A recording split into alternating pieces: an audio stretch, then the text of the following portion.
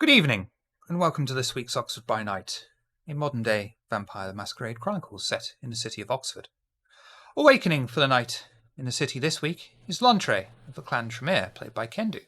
Please do a rouse check to waken from your torpor slumber. I'm going to assume that is your rouse check there, where you gain a hunger. Yes, sir, it is. Thank you. Violet of the Nosferatu, played by Dark Scarlet from Check D's out. Please do a rouse check to waken from your torpor slumber. Gain a hunger. Patricia Wright of the Clan of Kings, played by Astrid from the Cajun by Night server. Please do a rouse check to waken from your torpor slumber. Excellent. And last but never least, Elfriede of the Clan of the Beast, played by Cassandra from the Lamia. Please do a rouse check to waken from your torpor slumber. I failed. Gain a hunger. But if you want to, please tell us about Wise Women. Oh, alright, okay, now we're doing this. Wise Women is my TTRPG that I wrote. I didn't expect to talk about this before we play, but it's about witches in an Eastern European village using plant magic to help protect their community from various threats while also having to navigate the community that isn't very fond of those who use magic. And it's available on itch right now. If you look for Wise Women, it's there, and it's heavily based on Eastern European folklore, and all magic is based on folk beliefs from Poland and surrounding areas about properties of various plants. So yeah, that's out now. That's my game. Thank you, Chief, for giving me sudden opportunity to talk about it. Right, you're going to bookend the stream with that, so don't worry.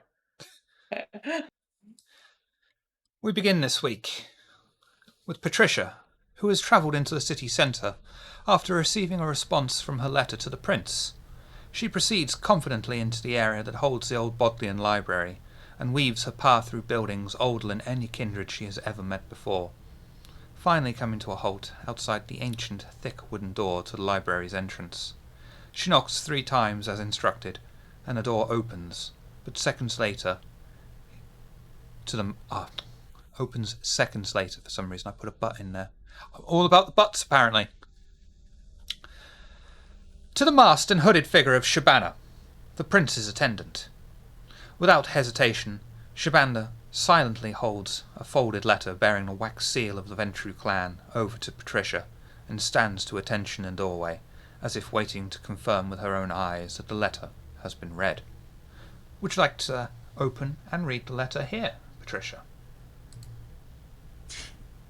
Yeah, she'll walk to kind of like a cornered seating area, but avoiding any windows. She can be a little paranoid. But yeah, basically like a good distance away, just to make sure. Only her eyes see it. And the letter reads,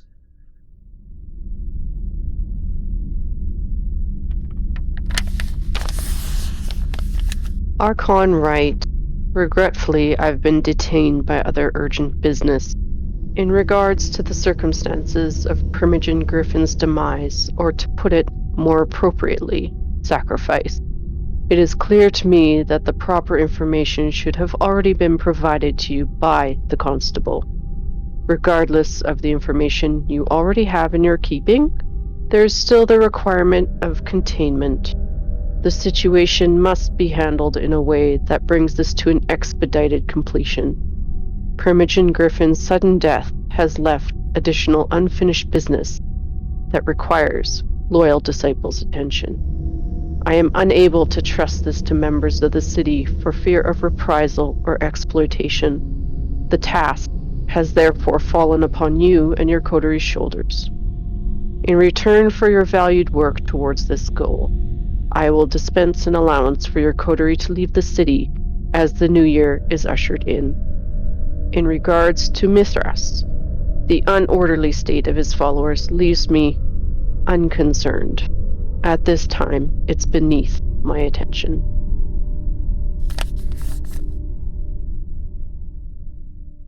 With the letter read, Shabana gives a deep bow to Patricia, and without uttering a word closes the door to the library, leaving Patricia to make her own way out. As she travels through the old stone buildings, she can't shake the feeling of being watched. Patricia, as you make your way back, having read the prince's letter and hopefully given you at least some insight, what are you thinking and feeling right now? She's thinking and feeling that there's a cover-up going on that the prince is involved in.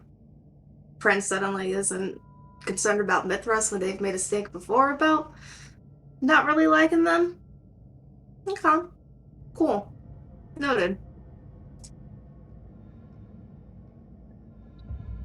And are you heading to the car and back to the Coterie Haven? Certainly. Meanwhile, across the city, Lantre has once more been summoned to meet with Vaticinium in the usual burned-out hulk that was once a pub. Lantre makes his way across the charred floor. Melted patches of carpet intersperse the rest of the exposed floorboards, as Lantre walks through the debris of scorched planks of wood and sits in one of the few remaining booths, where his contact is waiting with clasped hands upon the table.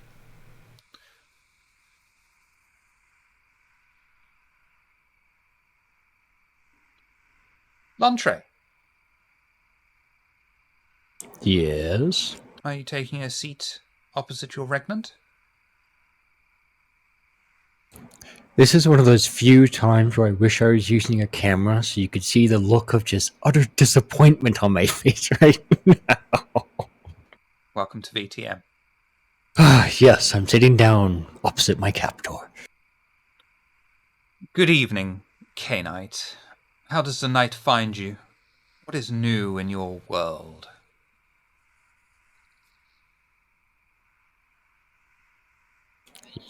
I don't remember what information I gave him the last time we spoke.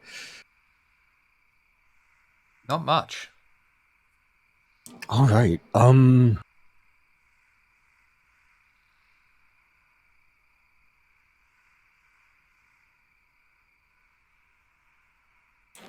the night goes well. How are you, my liege?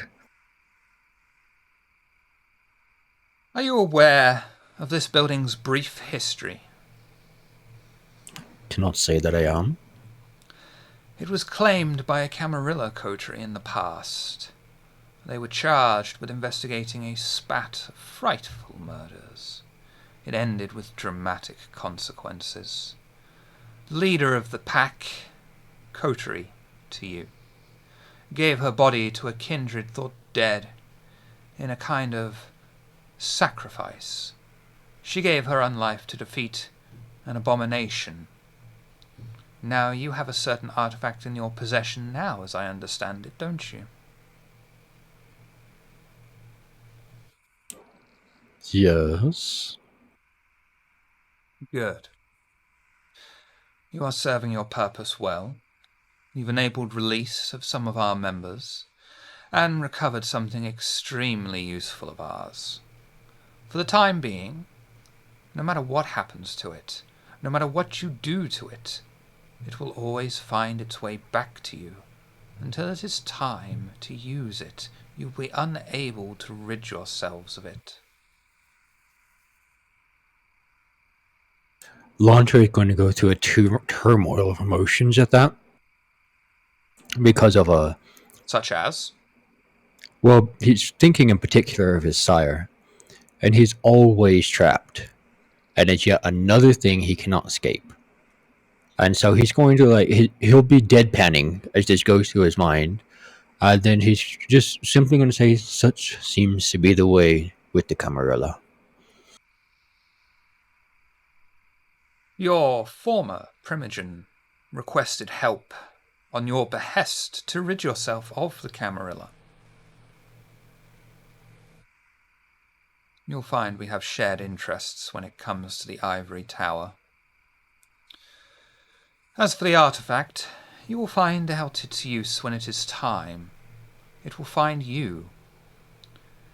Now, I need you to know something. The Anarchs will soon be making a push, a loud one, against the Camarilla. I have no doubt your coterie will be sent to do some task or other while it happens. Take the artifact with you. The rest of your pack will feel great pain and unease if it is not with you. Do you understand? Yes, I understand. Thank you, my lord. Do you have any other business to bring to my attention? My previous primogen, you said. The one you rescued, so to speak. Oh, that joker. Yes, yes. I would not necessarily say I wish to be rid of the Camarilla. I'm more interested in controlling what's already there. Interesting. As I understand it, you gave quite the impassioned speech to the former Primogen about ridding yourself of the Camarilla and its influences and standing your own ground. Is that not the case? Or do you need to watch your tongue more closely? No, you see, if we rid ourselves of the Camarilla's influence, then we can absorb it and use its power for ourselves. You see, I've grown tired of being sacrificed for no reason. The Camarilla is tainted. You do not take taint in and try to absorb it and twist it to your own. You cut it out like a cancer. I see the wisdom in your words, and I bow I knew down you to would. it. Try not to think too much for yourself now. That's how you got yourself into this mess in the first place. That has been the tale of my own life. Having lived for so long and learned so little is such a waste.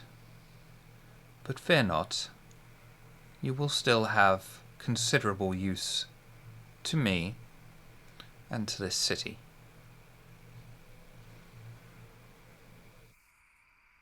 Now go. Stone-faced. Now go. I'll stand and give a bow, and turn and go.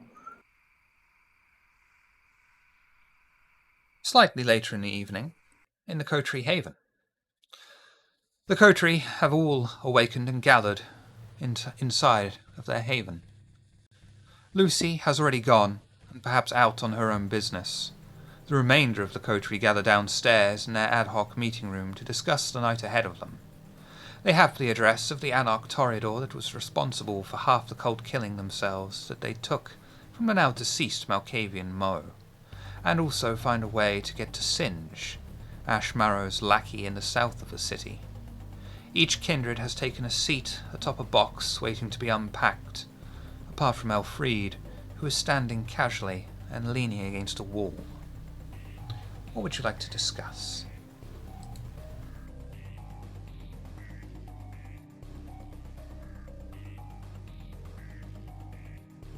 There are interesting developments, it would seem. I'm sure all of you have not forgotten that we've all basically, essentially, been imprisoned in the city by the prince. Yes. Yes, I'm aware of that since I arrived here. Come to find out, we will have opportunity with allowances to take our leave once the year is through. Lantre will lean forward and perk up at that. Where do you all want to go? Haven't exactly decided yet, but this Griffith business, it's curious. She has qualms, feelings that she's hasn't in the past been afraid to share about how they feel about Mithras and the like, and now all of a sudden this is beneath them, and now Griffith died. as a sacrifice. And now we're being given money and offered leave of her city.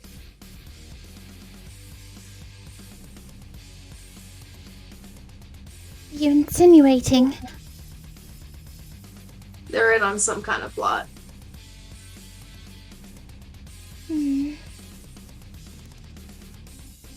Likely with the constable in tow.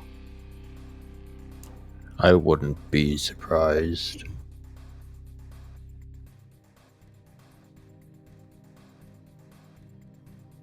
No, not at all. Do you think they'll make some kind of big move if we leave so that we can't stop it? Or they just want to see the backs of us?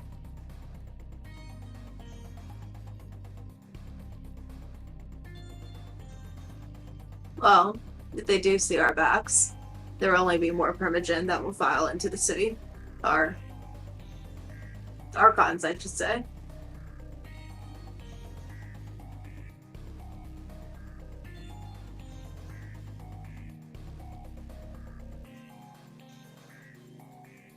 It's a plot. Then they want rid of us for a reason. Possibly not rid of us, or more that the prince and the other of my blood were in on Griffith beating their final death. Why draw us into investigating it in that case? Draw attention away from them. So are they going to set us up? No, she wants... Think of it this way. I don't know how familiar you are with the American police system, but basically when a sergeant or someone of that ilk wants something done, they just say, get it done. I don't care how you do it, and do it fucking quick. That's basically what she told me.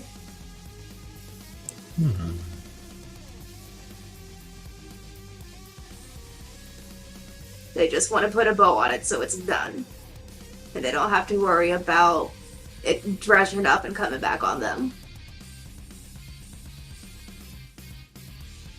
I see. So now that they've had us, sorry, go on. No. Sorry. I just like bows. Well, you don't want to be made into a bow now, do you? Maybe I could have one. One of the pretty ones. Not made of yourself, though. That would not be ideal. Oh. Like it's just some itsy bow. Precisely. Maybe a werewolf fur bow. Yeah, good luck getting some of their bones. You do it. Yeah, you good.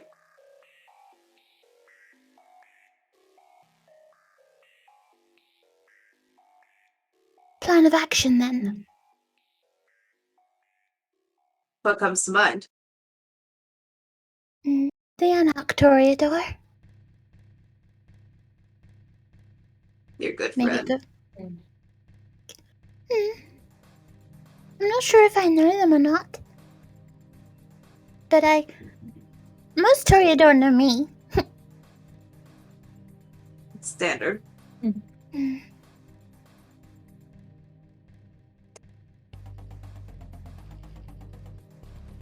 Well, regardless of Prince's plots and intentions, we still have Anarchs to deal with. And that problem isn't going to go away, so... Well, Toreador seems to be a good lead. We have the address.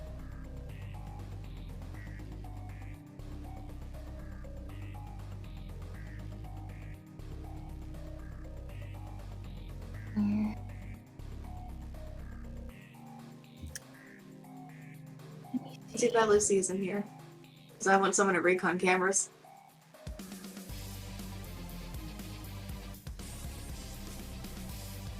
Storyteller? Yes. Yeah. Who? Who would I know Who would come to mind for me to ask to see if they know this Toreador? Pandora. Pandora. Do I have Pandora's number? She doesn't. No one else has phones except you. Ah. Okay. I suggest we go to Pandora and ask questions about this Toreador, in case they have any troublesome abilities. Yes, that's always useful to know. Mm-hmm. I'm always down for going to Elysium. To see your shadow friend. Yes.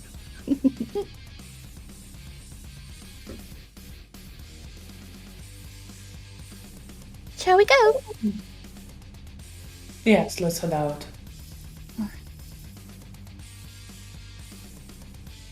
The coterie head out into their vehicle and travel across the city.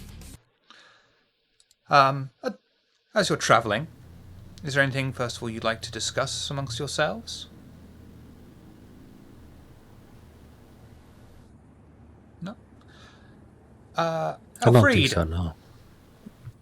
with the news and tracking down an Anarch Toreador, and the possibility that there's some wide conspiracy involving the prince, what's Alfred thinking and feeling right now? She's trying to make sense of it. She is mostly focused on needing to deal with the Anarchs, as this has been her priority from the start, and she is most used to fighting the enemies of Camarilla. As for the plot involving the prince, she is interested and she is trying to discern. She doesn't have an answer yet, but trying to discern, is it something that is of a concern to the Camarilla as a whole, which would require her involvement? Or is it some local pushing and pulling, which she isn't very concerned about? Although she knows that kindred more attached to one place than she is generally are. So she is hoping it is a local thing that she doesn't have to get drawn in, but has it in the back of her mind as something to keep an eye out for, and in case it was something that could be of a larger significance, to be aware and be prepared to act on it in whatever manner will be necessary. She is very focused on this practical thoughts right now. Risha, you're the one that may have uncovered a conspiracy. What are your thoughts and feelings right now?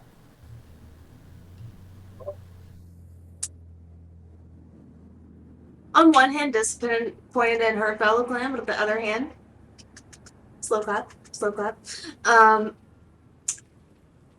Overall, she's a bit pleased that there seems to be another thread that we can pull out to bring the constable down. And right now, it's just very much looking forward to taking care of some anarchs. It's not the first time she's come across one that's a Toreador. Not uncommon, but Toreador enough. Well, a Toreador is already enough of a problem, and add Anarch on top of that, and oh boy. Violet, you're very loyal to the Camarilla, to the Toreador in particular. How are you thinking and feeling right now, because you have to take down an Anarch Toreador? Oh, because that Anarch, Violet is more at ease with that, but she's worried about their lineage, if they're connected to anyone she knows or anyone she has allied herself with, just in case. Slight worry. Or even maybe if she talks to them, maybe she can try and bring them into the Camarilla.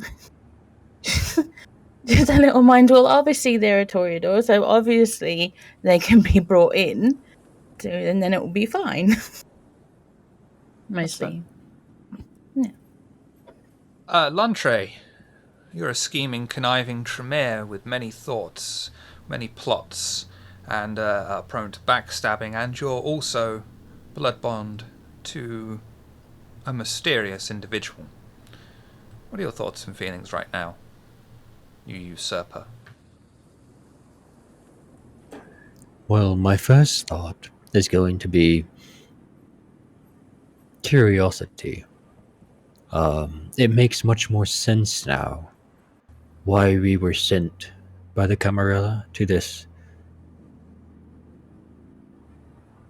city and have been doing really random tasks. But perhaps we were sent to uncover what the higher ups already know might be going on, which would be right in line with what our job is. So I'm very curious to uncover what this plot might be. And I'd also very much like to torture this Toreador a little bit. I'm pretty frustrated right now. I'm really annoyed. I'm in a really bad mood, and I want to torment this guy. And I'd like to extract every secret I can from him. So I'm curious, and I'm also just fuming over the things that have been happening lately. Is there anything in particular that's caused you great anger? Or is it just a series of events that have all culminated into this furious Tremere? Well, the constable has been frustrating me for a while because we're doing these missions for him and he's keeping his hands clean. And now when I hear that there might be a plot, I'm quite unhappy. I'm the one who wants to be doing the scheming. I don't want to be schemed against. I don't want to be used. I'm quite displeased about this. But I know if I go talk to the constable right now, I'm going to have trouble holding my tongue. So I need to torment someone. Second, I know I'm supposed to have very happy thoughts about this guy I'm blood bonded to, but I know in the back of my mind that I'm blood bonded to him. So I'm stuck to this guy, and I'm stuck to my sire, and I can't do anything. And so as much as I want to be the one scheming, I have no ability to do so. And so I'm just like stuck right in the, and so I'm just getting really frustrated. And then I find out that my primogen came and told this guy, and that kind of blindsided me. So I want to try to gain some control back.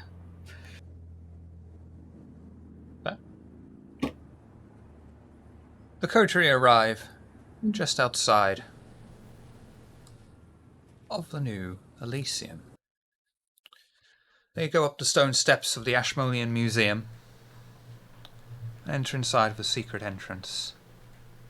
The Nosferatu on guard, that Violet does recognise, waves them through with their weapons still. As they enter inside, they find it fairly quiet. They can see the constable is stood over the entire area, his hand on his sword. In the shadows, as always, is Lantre's friend, and sat in a booth, being bathed in scarlet light, is Pandora. What would you all like to do? I'm going to draw up short at seeing the constable and kind of meld to the back of the group. I would be heading straight towards Pandora. Me too. I wave at Thorn though, obviously. Thorn isn't there, it's the constable on duty tonight. Oh, poop. Yeah, it's not the nice one. Oh, then I look visibly sad that Thorn isn't there. Usual for Patricia, she'll go to the bar. It's almost that time of year, so she'll get some whatever seasonal drink they're promoting, and just follow Violet's lead. But she would keep an eye out for any other Ventru that are attending Camarilla, possibly ones that don't maybe have status and could be pushed around due to a few things on my sheet.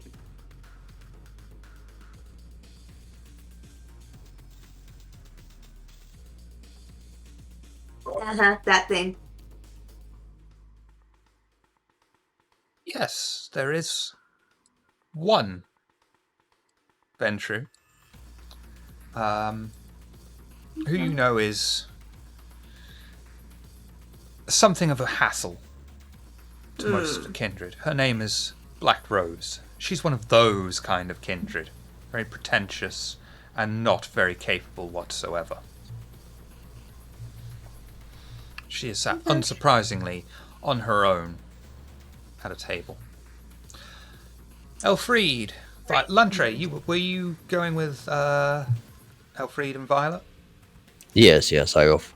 Wait, okay, so Patricia, are you going with them to speak with Pandora. That's where we were. Pandora? Yes, okay, so I'll just follow along for the group. Pandora, and I forgot to apologize before we started streaming. So please accept apologies in advance for that now. Pandora stands when she sees you all, focusing basically on Elfried and flitting her eyes between Elfried and Patricia, but mostly bathing her attention upon Elfried. I gave her a smile. It is so wonderful to see you. I have missed your company so much. Would you all... It's always a pleasure. Would you all care to join me? But of course. Yes, please. And she'll wait for you all to take a seat before she gracefully pulls her skirt down. And... I don't know what it's called when you adjust your skirt so it's not riding up your bits when you sit down, but you know. Just. You can say tug at it. Okay. I mean, to be fair, she is the Toreador Primogen. She's not the Primogen, Under the she's the table. Harpy. Oh, that's right. So, I mean, still, she had title Elysium Toreador. Smooth the skirt down. Thank you. Thank you, Disaster Story. How appropriate.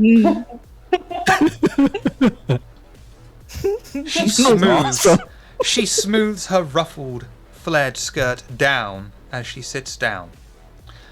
I see you have already helped yourself to a drink, Patricia. Would any of you care to join me for a drink?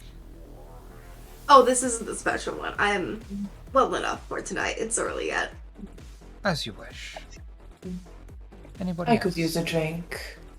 Me too. But I'm afraid we're not here just for pleasure of your company. We have few business questions as well. Well, first, let me just revel in the pleasure that is your company. She'll sit back, and she'll just turn her head to the bar, point up with 2 fingers. And the barman drops everything that he's doing, reaches underneath the bar, and walks over almost immediately, holding a silver tray and 2 intricate chalices, placing them in front of Violet and Elfried. Thank you. Thank you. Thank you for seeing to my coterie. I had no idea you were the leader of this coterie, Lantre. An interesting choice. I did not mean it that way, my lady. I just meant thank you for taking care of the coterie I belong to.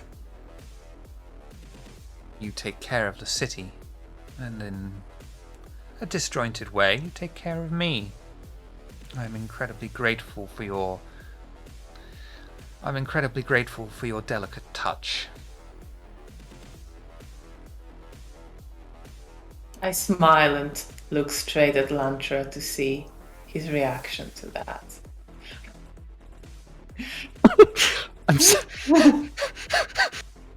Landre is trying very hard to keep a straight face, but it's not quite working. He's smiling slightly, which isn't good because he has a terrible smile. And he's going to give a nod. and just kind of keep his mouth closed before anything bad happens. And how are you finding the city so far?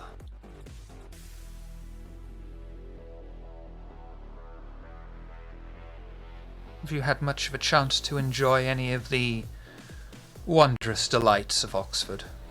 Not that there's much to do except catch a fucking bus. A little bit. It's a charming town. It has its places. Smaller than many I've been to, but it has... There's a nice mood to it. If you scratch just beneath the surface, I'm sure there will be things that you would find most delicious. I'm still hoping to find more.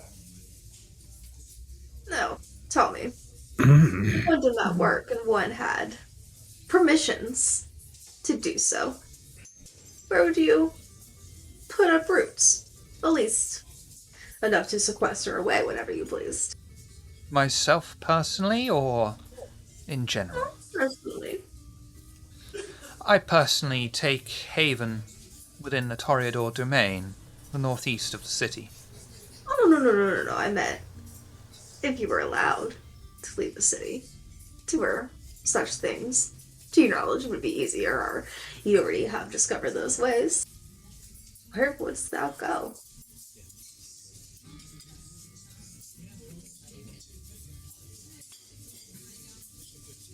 An interesting question. I've never considered anywhere else. I used to reside in London many years ago. Obviously, that is no longer a viable option. For the time being, Oxford holds my attention. It has many delights and unique architecture.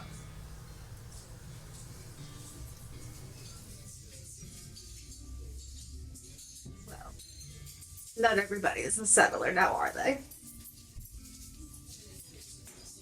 I find you can lose appreciation for the beauty that there is to be seen if you are constantly moving.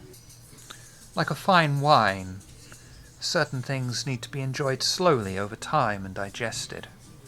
And she's leaning forward and staring right at you as she says that.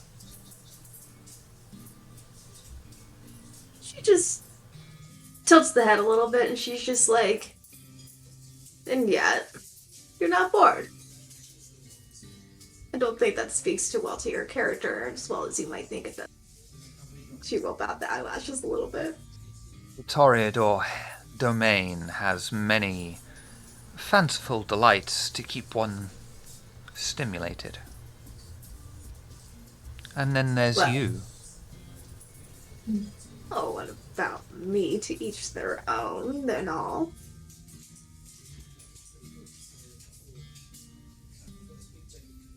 We don't often get archons in this city, let alone one as enticing as you, or a Justicar as enthralling as you.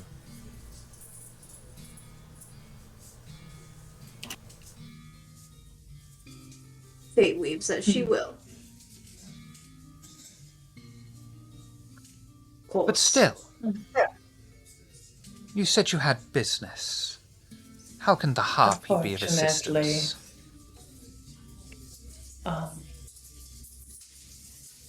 Violet here believes that you may know of a certain anarch of your clan, Carmine.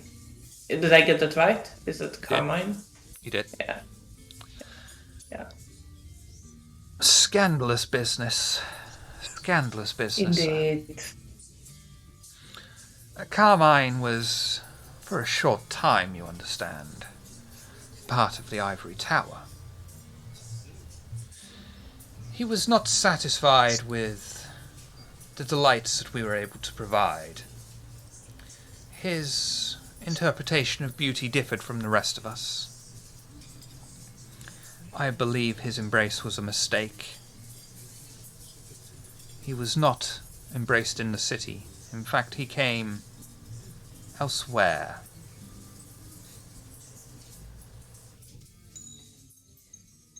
As we understand it, his relationship with his sire was heavily strained from the start, and Carmine destroyed his sire. When this information came to our attention, we kicked him out, and he was banished. He fell in with the Anarchs subsequently. As I understand it, he's not exactly the most fervent member or believer in their cause, but he is allowed to practice his twisted interpretation of beauty. It seems like he might have gone too far. We're going to have to have a look into his affairs. Too far how? Too far in drawing the attention of the Camarilla. May I ask what it is he has done?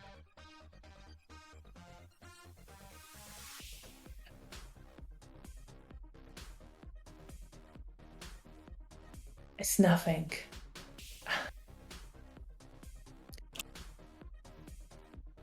Might still be nothing. I'm sure there are more interesting secrets to share between the two of us. I give her a smile to distract her.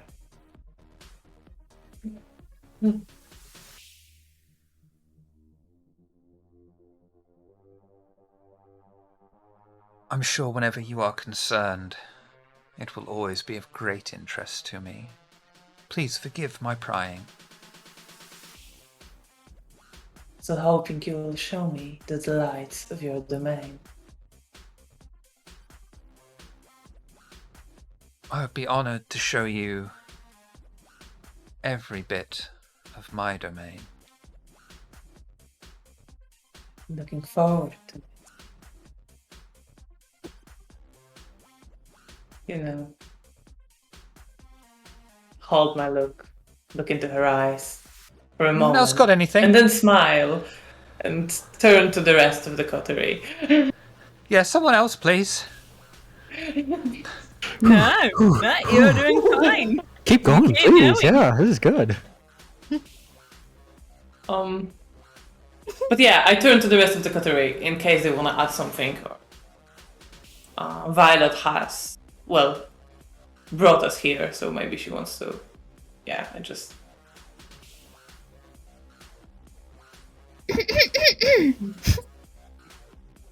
Who was his sire? If you don't mind me asking.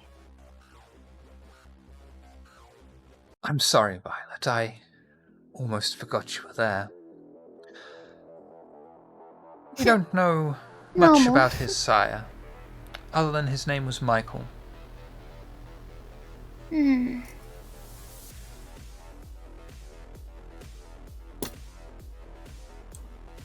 You mentioned Carmine had a differing view of beauty. What is it that he finds beautiful? We find beauty at the very moment of death. There's nothing more beautiful than watching something that is already so short leaving this mortal plane. So at that very moment, Kine or anything else is at their most vulnerable, open. There's nothing more beautiful than that. Carmine found beauty in inflicting pain, the impact it had, and its effects.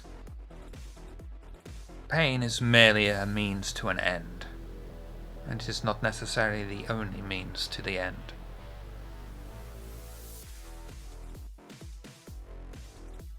This should be fun.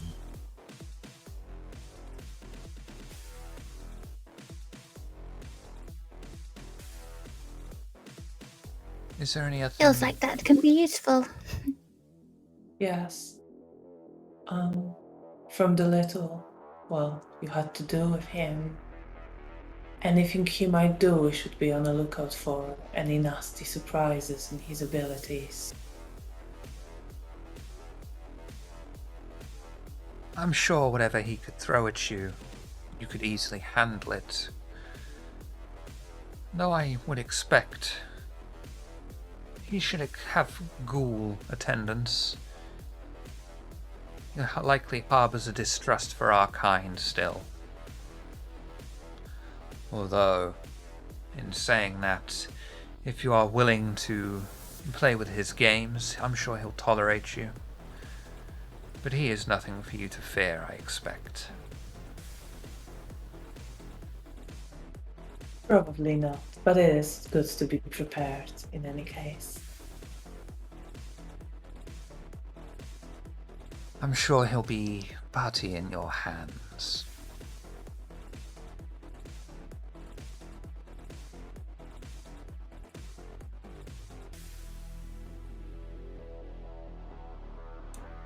Lantre's just kind of waiting to see if another round's going to start up here. Just gonna sip on my blood really loudly.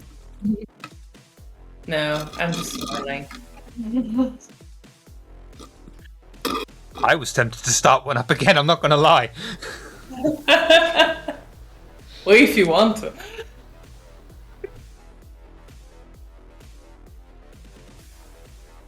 I'm sure you'll be able to manipulate him after all. He is just a simple male. Something you can easily handle, I'm sure. Sure I can. Although I know it is not wise to underestimate your clan. Many make this mistake. Many expect different things from us, but we like nothing more than to surprise with unexpected pleasures.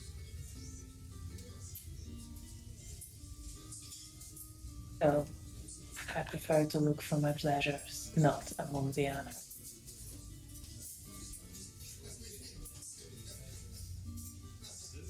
Lantre's leaning forward just a little bit here. We can get to that when we get back from this business. I'm looking forward to it already. And I will take a big sip of my drink, finish it up. Yep. Yep. Okay. Every response I could think of was incredibly inappropriate, so thank you for that. Sorry. But then you started another round. So. I did. Grandpa, you're Just as I was gaining confidence in myself, and my abilities, and I was put right back in my place.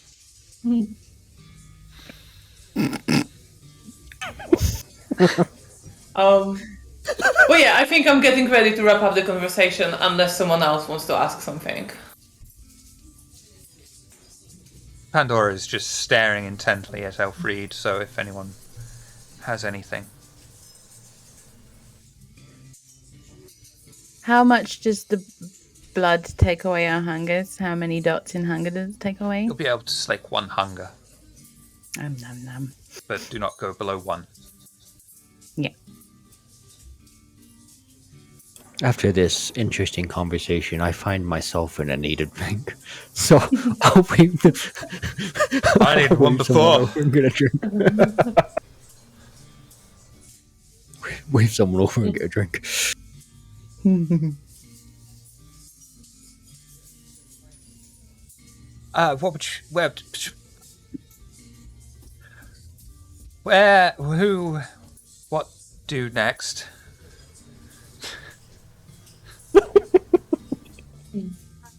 Unfortunately, Patricia didn't,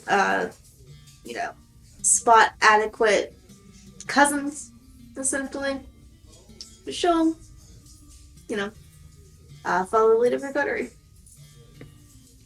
There is, you'll know her by reputation, mostly, Black Rose, as, like I say, being one of those kindred that is far more... Yeah. She brags better than she has ability, So if you fancy just demeaning someone, Yeah, no, we need someone that can fuck some shit up. No, they do not fit that bill. no. And of course, there is Lorvan, sat in the dark corner, reading his book. Lingerie smile. Violet's just gonna elbow Lantray a little bit and look at him like, Do you want to go play? Lantre's going to start smiling, and then he's going to stand to give a bow to Pandora. If you'll please excuse me, with the horrible smile still on. Me too. Have a good night. curtsies and leaves. Be safe, especially the two You of too. you.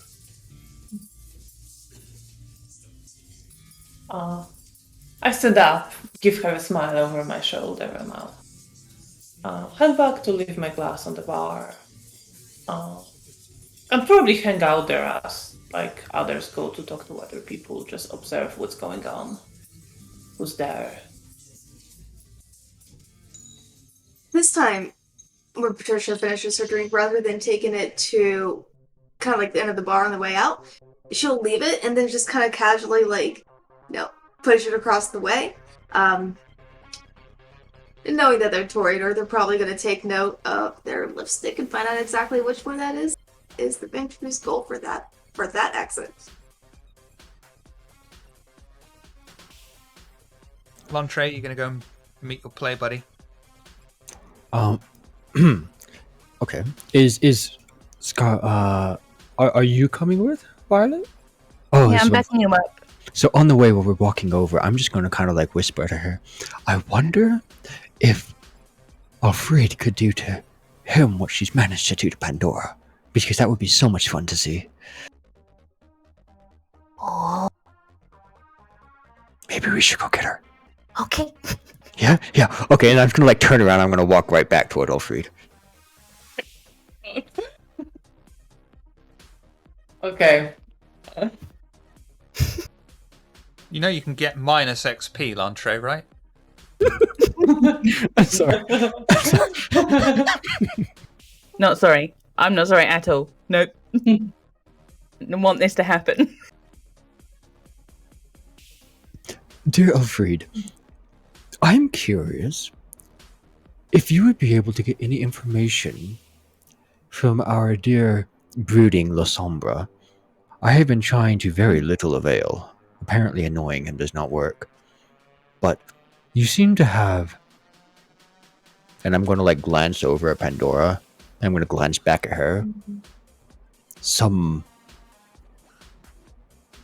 great proficiency in getting people to talk. Would you be willing to come and speak with us? Speak with Lorvain with us? What exactly do you want to learn from him? He does nothing but sit in Elysium. And yet he seems to be important. I want to know who he is. I am uncomfortable not knowing. I understand that. I know our Lucy is trustworthy, but I have my misgivings about La Sombra in the Camarilla. Indeed. Would you rather speak to him alone, or should we go together? I must warn you, on our first meeting, he was free with using the arms of Amaranth inside Elysium. So... Very rude.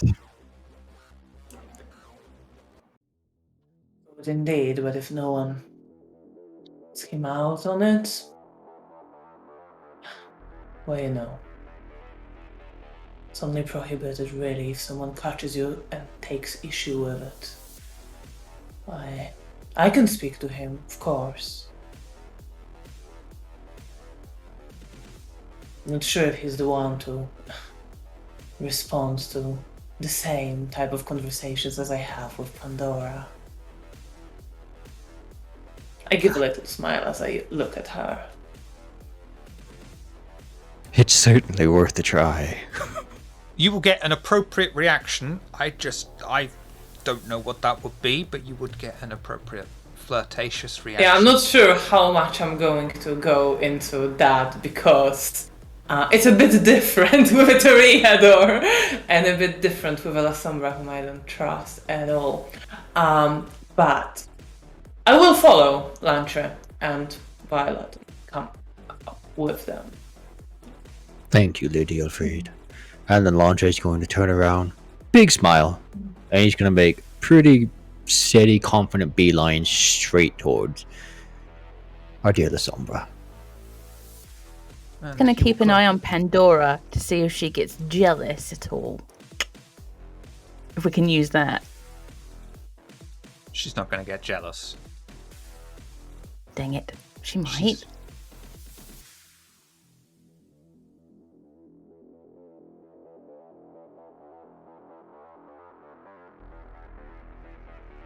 She's a sharer. Okay. As you Selfishness approach, is a terrible trait. as you approach Lorvan, he closes his book, puts it down, and you will notice that he is reading Sir Arthur Conan Doyle's Hound of the Baskervilles. He doesn't stand to greet you, but looks up at you.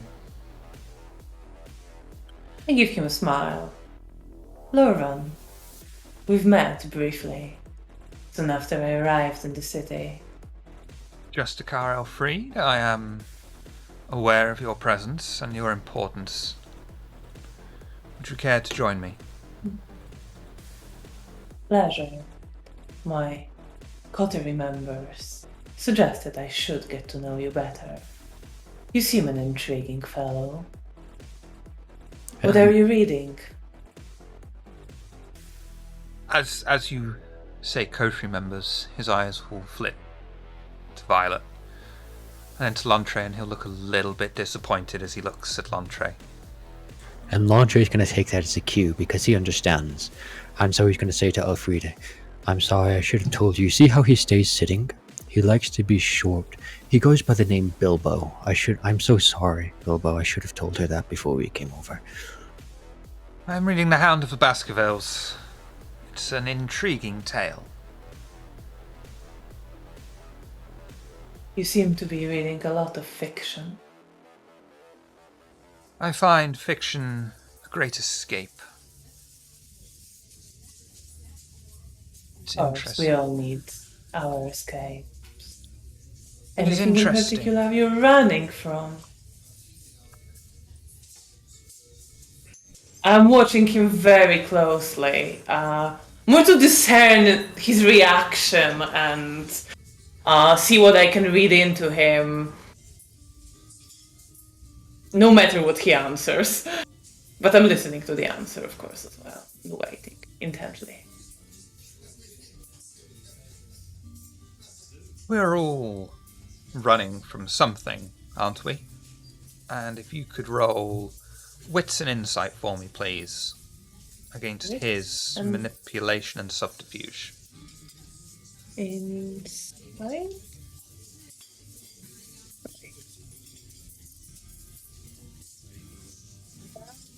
4 successes.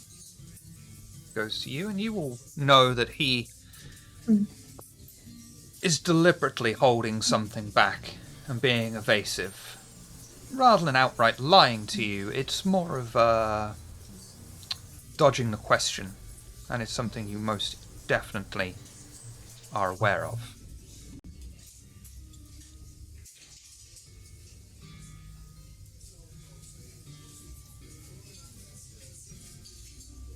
How long have you been in Oxford?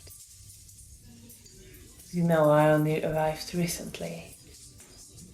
I could use Oh, yeah. any local insights on the place from those who've been here longer.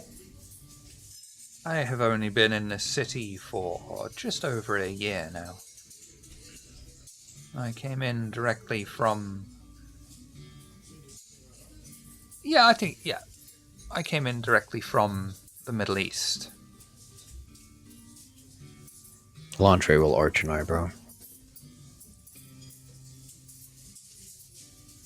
a lot of interest around Middle East in our community recently.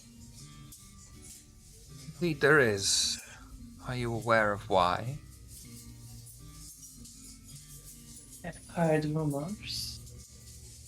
What were you doing there? It was where I was embraced. I was there for a fair amount of time with my sire.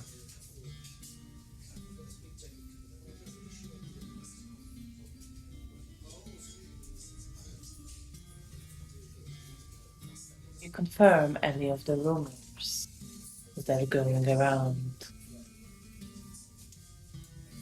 I would never, ever contradict the Camarilla's official statements on the matter. I lean in a bit closer. What if Camarilla was to ask? And look him straight in the eyes. And he's going to lean in.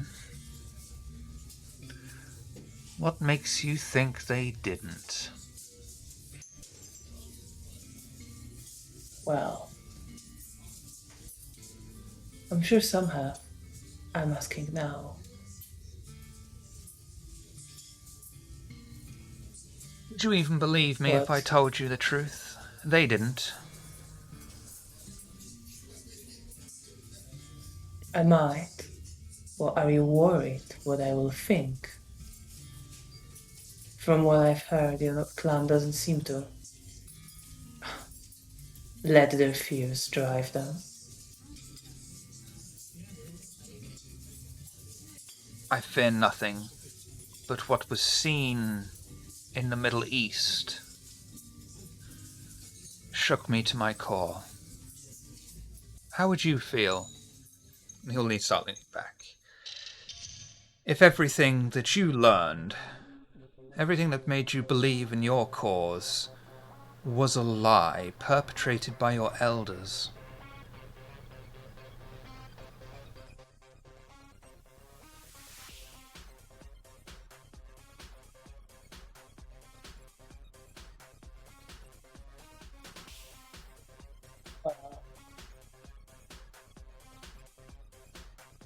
That's what they lied about, and how much I believe, I suppose. Answer me one question, Justicar. Do you believe the Sabbat still exists, or are you like the rest of this city, blinded to it and believe it died out many years ago? I know it exists. They weren't the types who would just die out. You say that to any other kindred here, and they will tell you believe in boogeymen, that the Sabbat don't exist and haven't existed since the late 19th century. We clearly haven't seen a lot. It is the downside of having one so powerful as Mithras in charge of a country for such an extended period of time. Incursions were made, and all were unsuccessful. Mithras kept enemies at bay and invited the Camarilla in. The Camarilla were then free to tell whatever lie they wanted to the general populace, who swallowed it up whole. I'm so glad that wasn't Pandora that had to say that.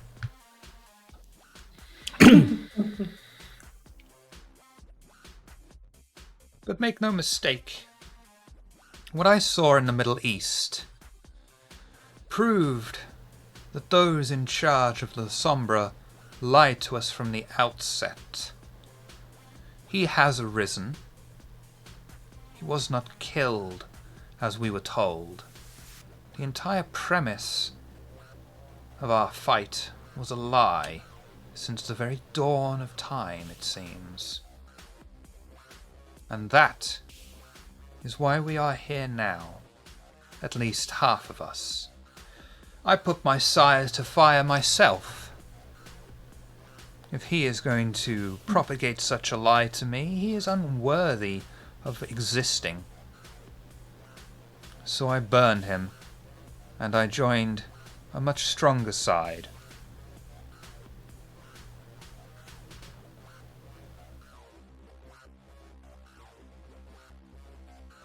I look at him for some time, just saying nothing, and I think I'm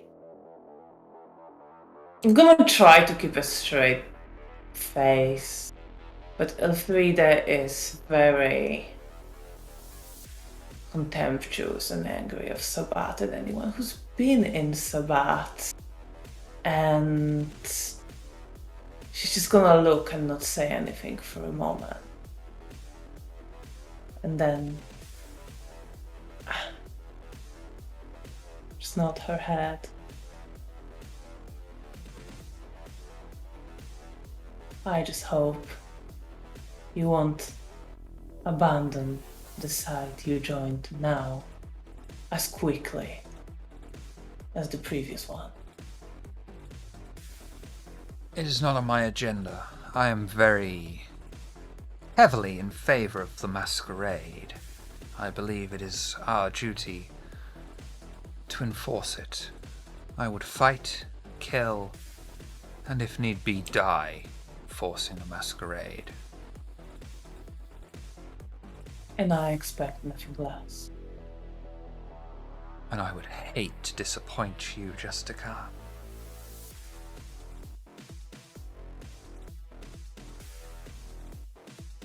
Though you do keep odd company.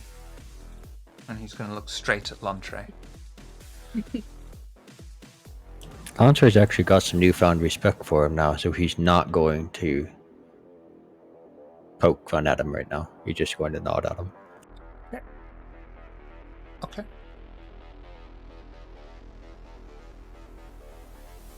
Is there anything I can... Sorry? Oh, sorry, just saying, Patricia's here. She's just silent, absorbent, taking mental notes. I think at this I will smile, wish him pleasant rest of the night. Pleasant you. reading. Do watch your back with that one.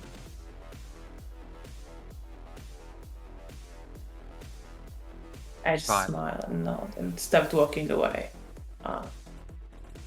Archon Violet? Archon Patricia?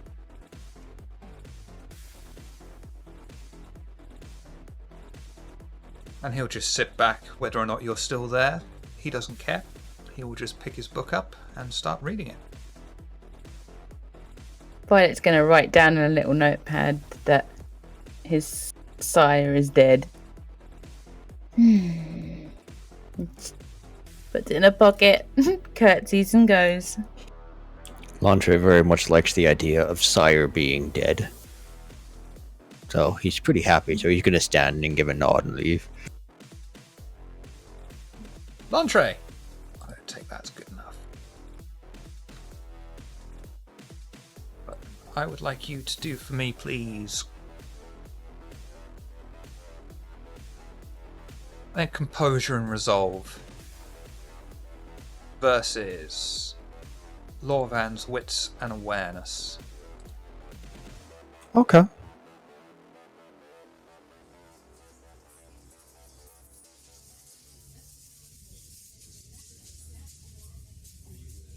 Can I rouse for that, or can I not, since I wouldn't know he's checking that? You can rouse, that's fine.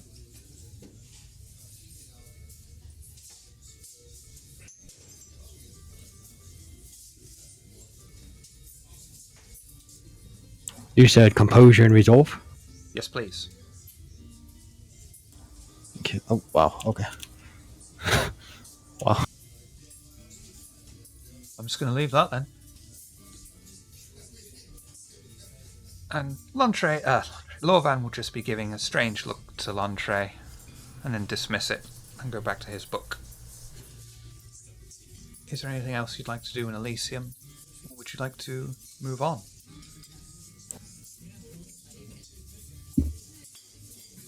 I'm good with moving on, and I'm not even going to look at the constable as we walk out. I'm happy to move on. But as we go, I will give a nod and a greeting to the Nosferatu at the door and thank him. Have a lovely evening. Thank you. Which Nosy is it? Remember the names of them offhand. He's the one in the pile that you get to use his head as your ottoman, and you just like put your feet on his head. He's that one. Nice.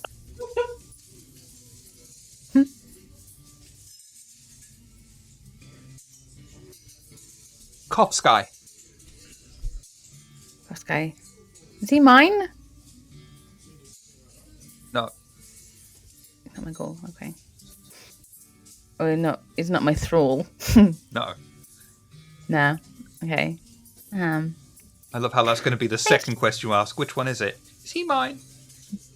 Is he mine? Is that mine? That one mine? Thank you, Koskai. Do you have my number? Is it 4?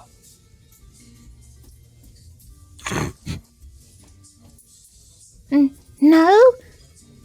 My mobile number, do you have it? No, but I don't have a phone. Oh. We don't need phones. Remind me We to have get you rats. What? We have rats. Yes, but I get in dangerous situations, Koskai. I don't want to hurt the rats. But there's lots of them.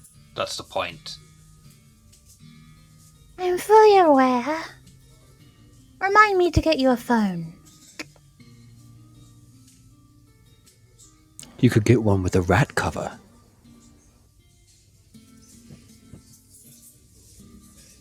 I'll get you a rat phone.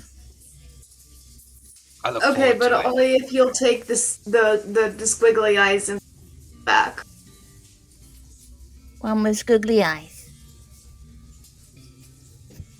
Seems fitting. Is that good? Yes. Then I'll have one with the squiggly eyes. I'll get you one. So that way you can contact me if anything happens. Okay. He's a good boy. If she gets you the right one, you shake it and it'll make a phone call for you. Programmed to do that, and then you get to shake the eyes at the same time. And it's a rat case, so there you go. Why does the Ventru make more sense than the Nosferatu? Shh. Sorry. Patty said again. See you in the pile.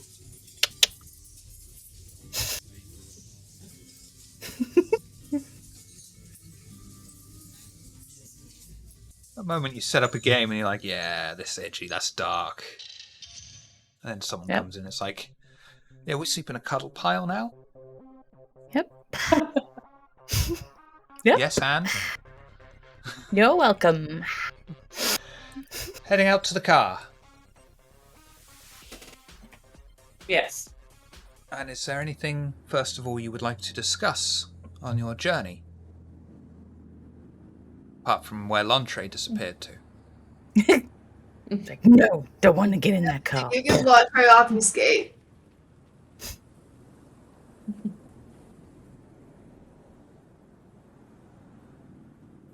There's nothing to discuss. Oh, no. I think I would just on the way out. Yeah, as we're heading to the car, glance to Lantre, who hopefully will be back with us in a second, and Violet. Kind of, was that all right for you? Oh. We found some more about him.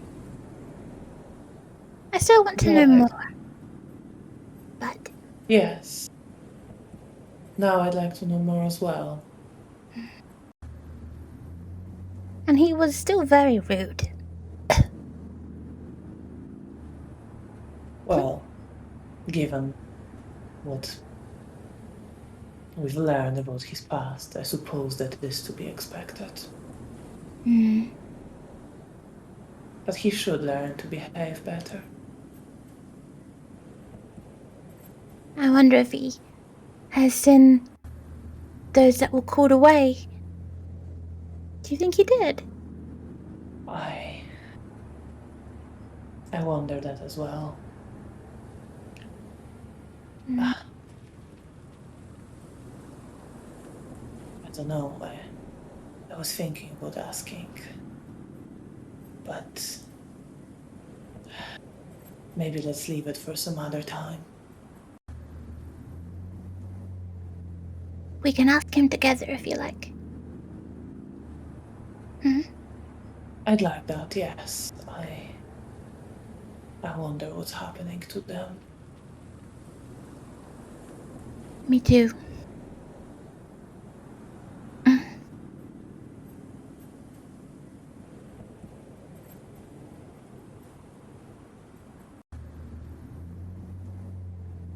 So I just got a frightening message from Landre that said, "My internet, I'm calling the provider now." So while I adjust the overlay, because he may not come back. Well, hopefully he will. Elfried, as you're travelling through, having learned some more of Lorvan, and having an encounter with Pandora, what are your thoughts and feelings right now?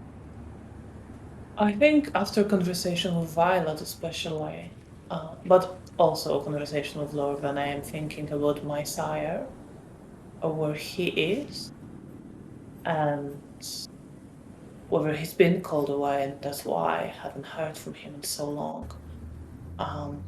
And what's happened to him, and I have very mixed feelings about my sire, but there is a part of me that hopes he's okay, and I am worried before any other feelings can kick in, and hope that wherever he is, he's all right.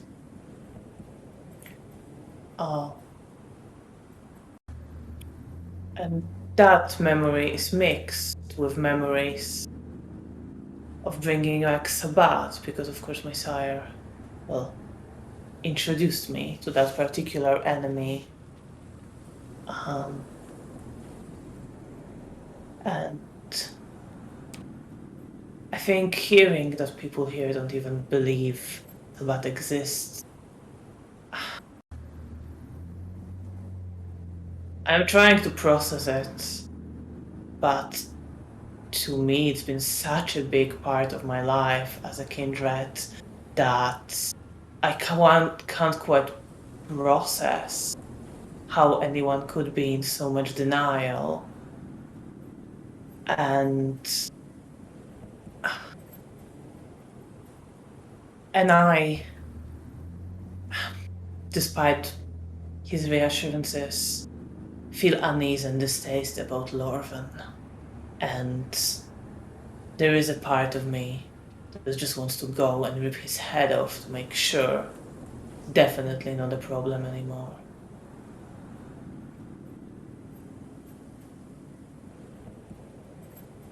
Good answer. Patricia. She had thoughts of her own sire, but it was very brief, basically, by the time they got to the thinking of him anymore. But every now and then he does come to mind because it's still unknown whether he met Final Death, whether the Brujah of Tucson got a hold of him, have him stored away in Torpor somewhere, or something else crazy like that. But mostly, not thoughts from earlier in the night haven't really changed. To her, not a lot of progress has really been made. I mean, they're kind of finding out a bit more. Great, but until they can actually get on site and begin to handle the situation, she probably won't have any feeling changes. That's fair. Lantre, while you're still here, having I'm learned... so sorry about that. Not your fault. Having learned some more of Lorvan, and witnessed an encounter with Pandora, and learned about your target, as you're driving through towards this Anarch Toreador, what are your thoughts and feelings? Well, my first question is actually this. Is this the thing that my slave owner It told me I need to bring the artifact with for? No. No, okay, thank you. Well, I don't really know what to make of Pandora. You know, she seems to be very easily distracted by beauty. But,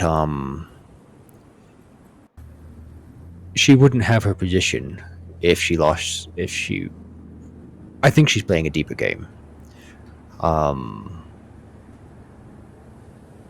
Lorvan surprised me, because up to this point, I thought that he thought basically the same way he thinks of me. Pretty much nothing there. But I was rudely reminded, that everyone's got a story. And it seems he's had a tough time of it.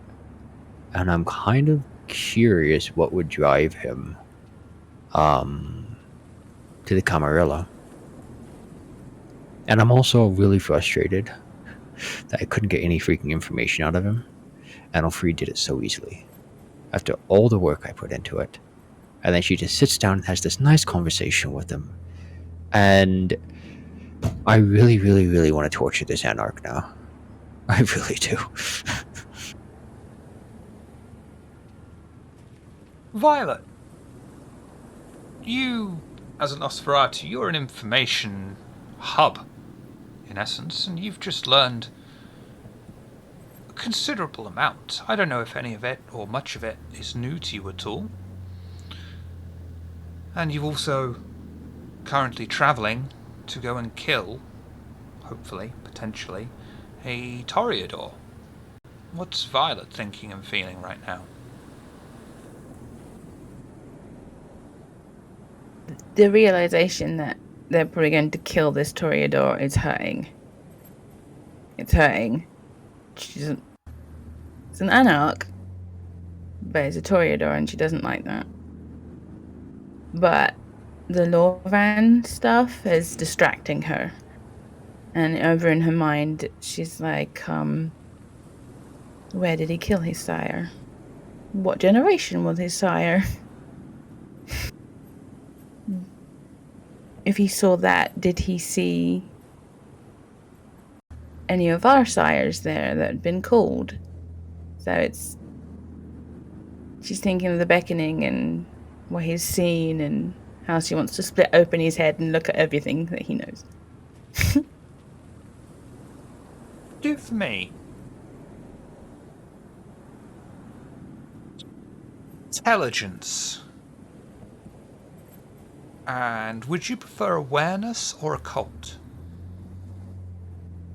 There's awareness. I always lose where things are. Awareness, please. Do intelligence and awareness for me, please. Beep.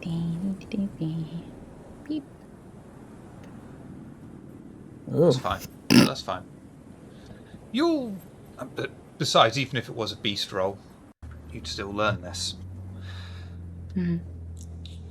Given Violet's knowledge of La Sombra in particular, and how they were drawn to the Sabbat cause, killing their antediluvian, and then being told that they killed their antediluvian, you'd have, at the very least, a strong suspicion that Lorvan was alluding to having actually seen La Sombra antediluvian, or something that he thinks is La Sombra antediluvian. Whether or not Violet goes with the Camarilla party line of antediluvians don't exist or not is entirely up to you, however. Well, she has knowledge of what happened with the Ravnos one. She has knowledge of that. Got a dot in it, or a dot in it. And she likes to tell that story sometimes. So the fact that he's talking about his antediluvian and how possibly that could be an upcoming disaster. Definitely ticking in her head.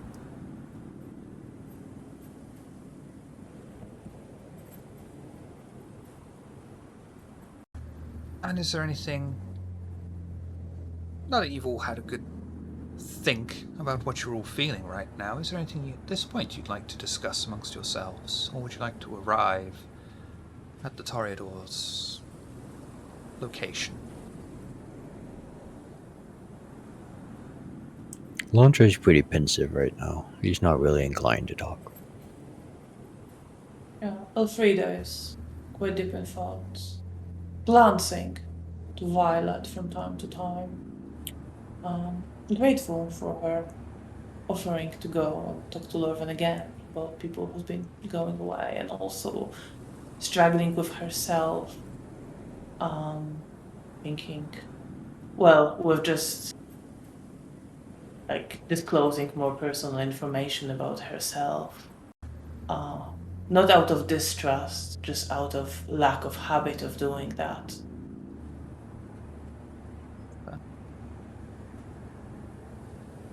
Very well.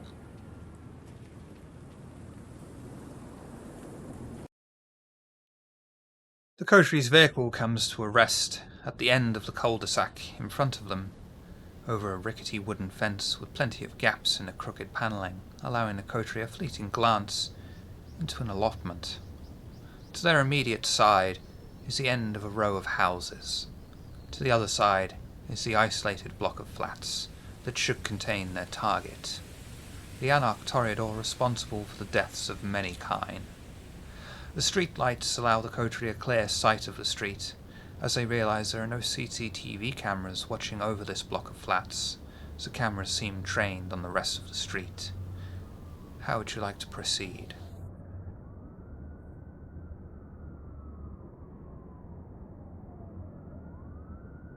So there are cameras, but pointing to the street rather than the... There's no cameras directly pointed at this guy's place. Okay. I'd still like to look for them and track the safest route to the flats, even if they're not pointed at the flats. Even they could be pointing I'm with you. all around it. Yeah, I'll let you have that for free as well. That won't be a problem. You'll be able to see the quickest, safest route straight to this block of flats without being detected, and relay that to the rest of the coterie. Yeah, I point it out to everyone. You always know the best way to go. Safer. Safer this way. Storyteller. Hello. May I roll for premonition? The look on his face is, I wish you hadn't asked that. That's always the look any storyteller will do when someone says, "Can I roll premonition?" Well, bollocks. What are you looking for a premonition on? Sorry. Anything in specific you're looking for a premonition on? Complications inside. What a clever way to word that. Go ahead, please. I am used to playing characters with premonition. This is the problem when you play with storytellers. Okay, browse. Blue spells and scrolling. Excellent. Let's see. Also going to rouse her resolve. Let's just do a rouse. Boom. Okay, not too bad. Fixing. Excuse me. 2. And now we do. There it is. We're adding 2. Blood rushes around Patricia's eyes and mind as she goes into a seeming trance in front of the rest of the coterie. Patricia has a vision of the inside of the flat. Most of what she can see is out of her reach, but she does realize that on the bottom floor there is another eye staring right back at her with a smile.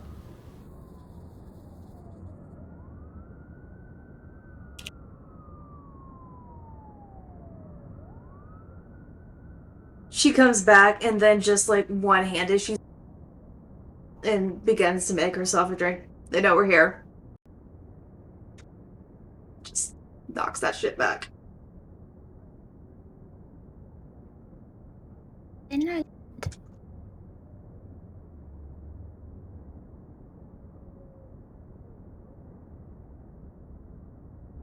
It seems, and it might have been wrong, you know how, well, maybe you don't know how premonitions can be. But I don't think this is their standard locale, at least for the most common means, if you are catching my drift. But they seem to have at least enough here that we're here.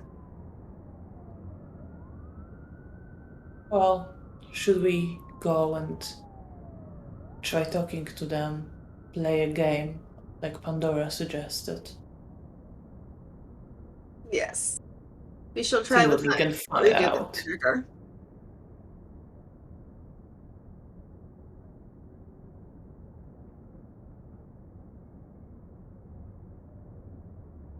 Which way would you like to proceed in?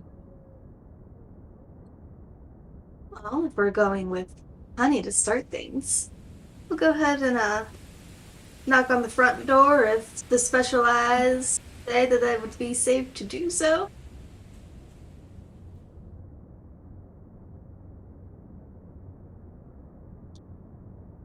You approach the door, knocking on it, and you notice just before your knock or your fist impacts with the door that room 101 unlocks the front door for you, allowing you entry inside. Just barely tap it with the toe over heel so the door opens, basically. But walk on inside. Everyone proceeding in? Yes. Crowtree open the door to the flats, and the corridor before them has lights hanging from the ceiling, lighting up the clean walls and warm blue carpet, perfectly clean. Doors to each flat on the ground floor are open, apart from one, allowing the night's light to slowly seep into the doorways. In the middle of the corridor is a doorway with a staircase leading up. How would you like to proceed?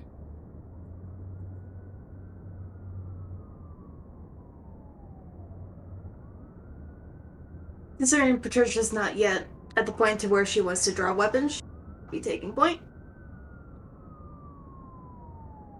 There's nothing Sense the Unseen would pick up here. Nope. Oh man.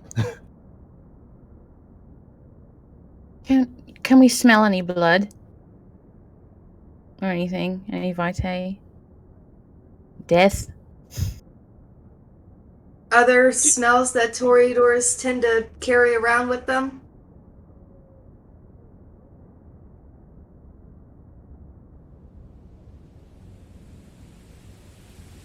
Do wits and awareness for me, Violet, with a +1 modifier from Patricia. Boop. Knowing Tucson how I do, there's probably been a few times in life too.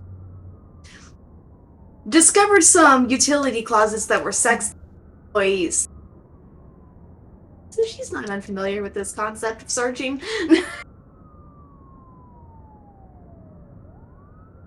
Got enough time to do a rewrite. Shit.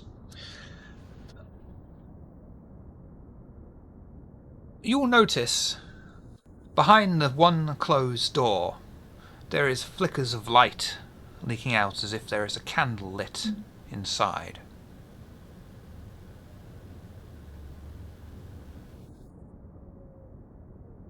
I go and press my ear against it.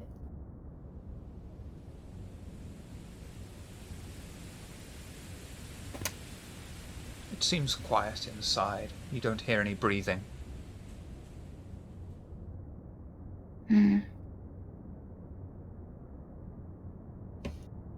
Knock on the door. No, listen.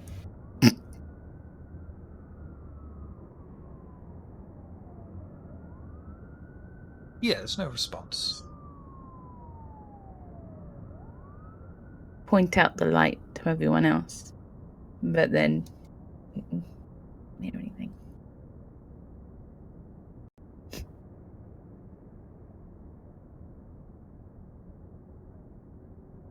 So there's a door and a staircase.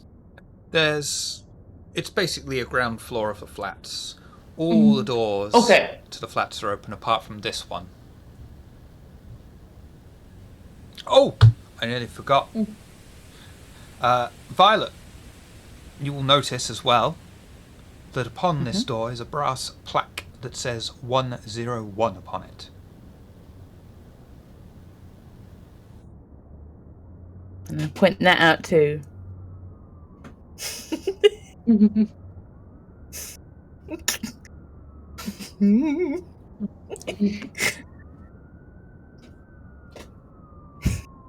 It's like angelic vocalizing at the same time. Just lights up. Price is Right girls just start walking out. Would I have any idea what this 101? Apart from it being like most people don't have the number of their flat inside their house. Would I have any idea why that might be here? What kind of crappy flats have you been into? But, no. Okay. I'm just gonna like motion to Violet. I'm gonna like I have a cricket bat in my hand. I'm gonna point at the door and I'm gonna like ask her, you know, as I'm swinging, see, but with the querying look, like, do you want to just smash down the door? You got to remember, Lanche is just really upset right now and he wants to kill everything. So Violet looks to the other two as if for permission, like, Maybe a second. I will knock again. And I'll just say, come on now, it's not polite to keep your guests waiting. You did welcome us in, madam. Sir. Sir. Before we get to smashing. You will hear a voice on the other side that just says, "Oh, well, if it's rude, please come in." Lanche is disappointed. Is the door open? No, you got to Or open it. unlock? It was never locked. It was never locked. Okay, No. right. rude. Okay, we were polite. Well, in that case, I will go in. The door opens to a bland room with only a coffee table in the centre, a small burning candle upon it. Surrounding the table is a pile of cushions on the floor, and sat opposite the door at the table is a man dressed in a suit and tie, cross-legged on the floor, seemingly awake, with a smile on his face as you enter. Ah! Good! You finally made it here! And at this point, we'll take a break.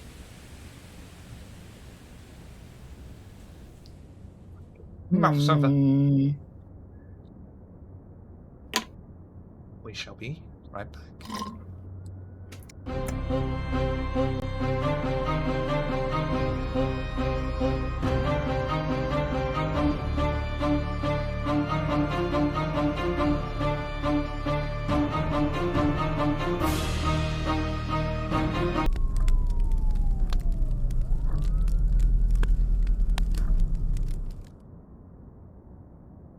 The coterie have entered into the ground floor flat, where they see a formally dressed man sat at a coffee table surrounded by cushions and a candle upon the table.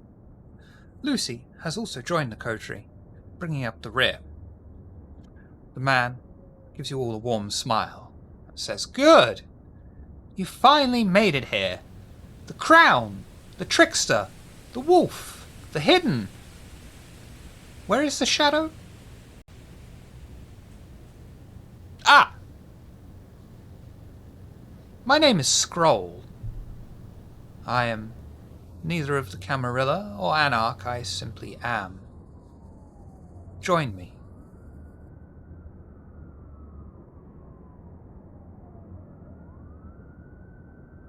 Roll. Yes. And where is Carmine? He's upstairs. I can see you think I've told him, but I haven't. He's not expecting you.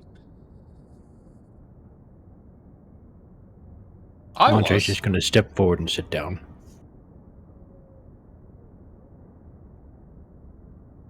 Come. Join us. I won't bite. You. I'm going to sit down. Yep, at that, Patricia will sit at the seat directly across from his. And just fold her fluffed hands on the table, elbows on it too, just on the corners. Since Lucy's behind, she'll sit behind, right where she was standing. Violet? It's very uneasy. She takes another look around the room before she sits down. Nothing will stand out. It's all very plain, and nothing seems obfuscated. Okay.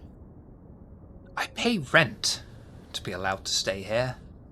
Anarchs, although oftentimes loathsome company with their preaching idealistic ways, can at least offer solace to those in need of sanctuary, to those who wish to be removed from this jihad in which we exist. However, I see images.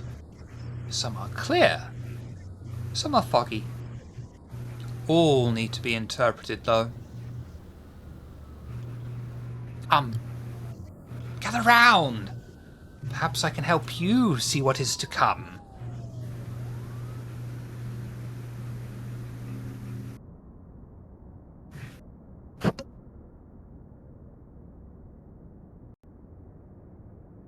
You're a Malkavian. No, I'm Scroll. Skrull, are you of Clan Malkavian? Yes. I thought so. Pleasure to meet you. Hi. Hi. Hi. Hi. Hi.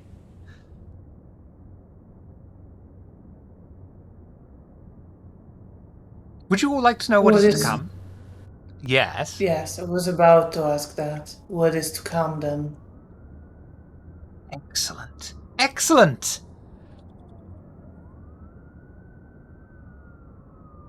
You can already see things about all of you. Something strong is with you. I see all of you now.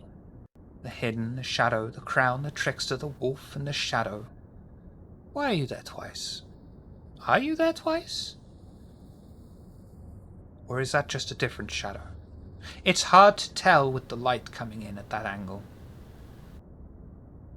You stand hand in hand, but there is another hand holding you all. A hand of black. It seems to be pushing against a trickster, like a grand master of chess moving its pieces over the board. The hidden! You are grand, but soon you will shrink. The wolf. You have a sword hovering over your head. Careful. Will you move in time to avoid its deadly swipe? The shadow stands alone, but with you. Tantalizing. The trickster seems to move you into positions he wishes, or positions he's told. There is something else. burns! The man closes his eyes tightly, clutching at them with his hands. When he finally settles down enough, though, to place his hands down, you see blood gushing from his eye sockets. He steels himself and weakly speaks. The sun. The wretched sun watches over you. It could save at least some of you. But with the sun comes certain death for some of you. Or all of us. For some of you, though, there is hope. But it may be at a high price. I mean, you did say that you saw each of us twice, and yet, with the spiel of each, the crown was not mentioned once. Am Why I not is to that? see the new year?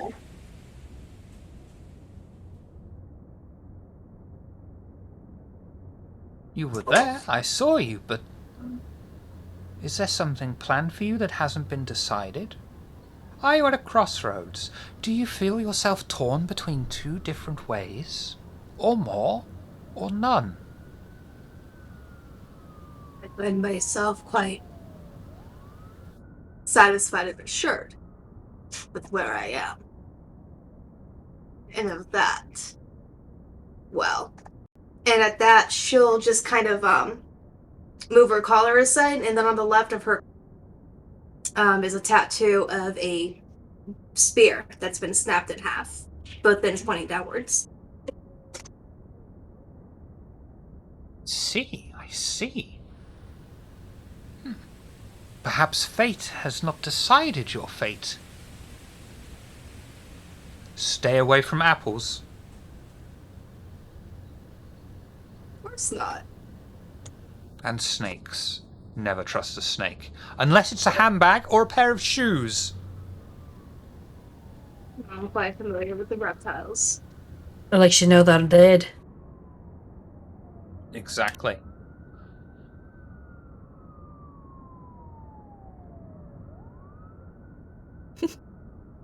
My eyes hurt. The sun! Why is the sun over you? What are you doing in the sun? Don't you know what it does to us? I offer my sleeve to wipe his face. Well, thank you. There you go. You're welcome. Guess I don't need contact lenses anymore.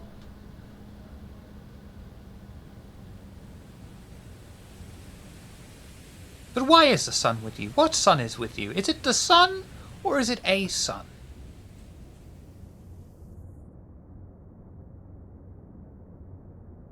Why not both? If it's a sun, what is it then? Because there's only one sun. And they say I'm mad. You think there's two suns? I know it's been a long time, but as far as I know, there's only one. Actually, you're incorrect. There's one in our solar system, but there's many others in the rest of the galaxy and the universe. Where do you think the stars came from? Big Bang. So maybe we'll.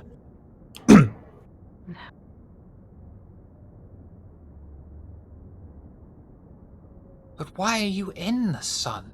Unless you've got something like sun factor 5 million, it's just gonna burn you. Well, how's take our shadows? In the sun right now. I'm not According looking to again. you. That's a trick. You saw what it did to me last time. This is gonna take days to heal. So you looked into the sun to find out it here, Cherry. I didn't look into the sun. The sun was looking over you. When he says you saw what it did to me last time, You cut out a bit there. okay. When he says, I forget what the phrasing was, but like again, is he the individual that is the court seer that put the cayenne pepper in his eyes, or No.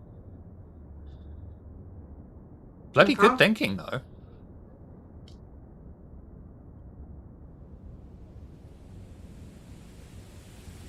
I have nothing more for you, though.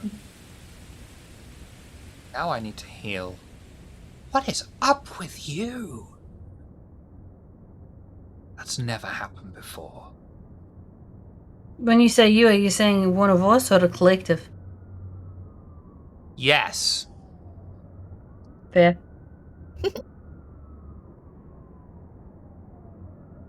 You've been very free with your knowledge. What do you seek in return?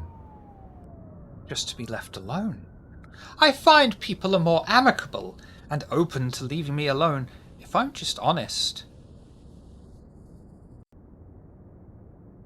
But I don't think you'd agree with that, would you?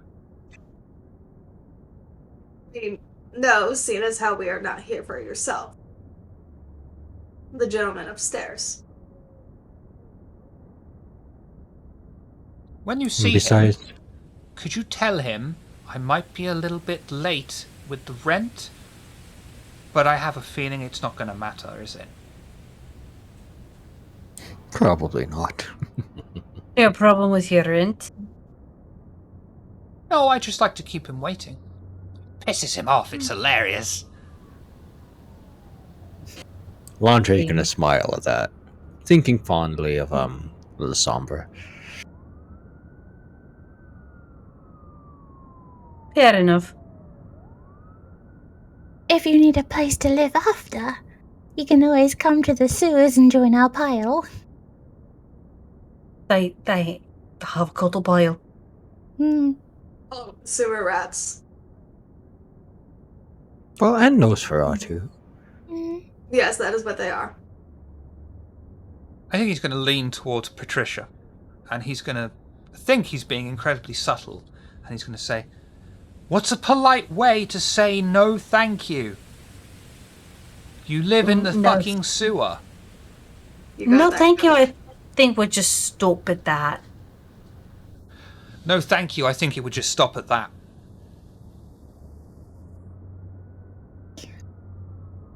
But you're welcome if you get stuck. Okay? Consider it an emergency option. Yes! Maybe. How many others are there? Couple? What's a couple?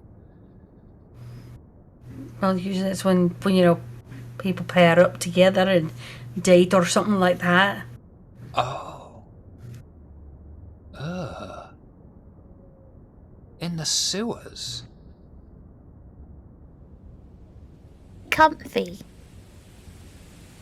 It's their home. I wouldn't insult their home.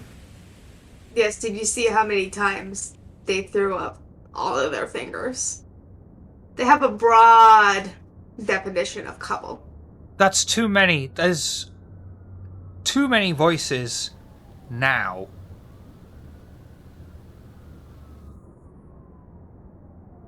But they protect you. From the If you need voices?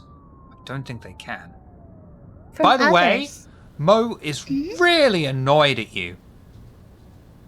Mo? Bloody hell's Mo. You killed him last time. Like 2 weeks ago. I killed him? Oh, yes. Yeah, you shoved something down his throat. He was very annoyed. He has a library book to return. Had. Well, You know what? he wasn't That's- very friendly with us either. It was an Oh. accident. Oh. He didn't want to talk to me. But I didn't mean to do it. I had so many more questions. He didn't want to talk to me. Oh well. Damn the brakes, as the kids would say.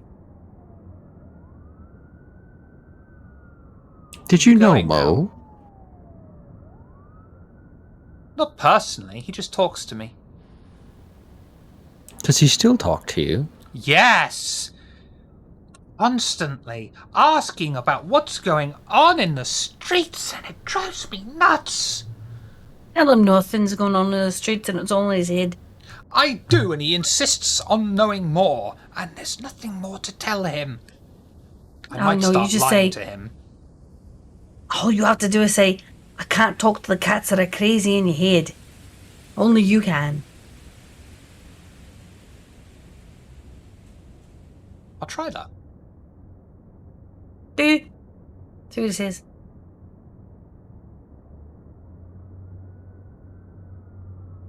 I go back to Right, sleep so now.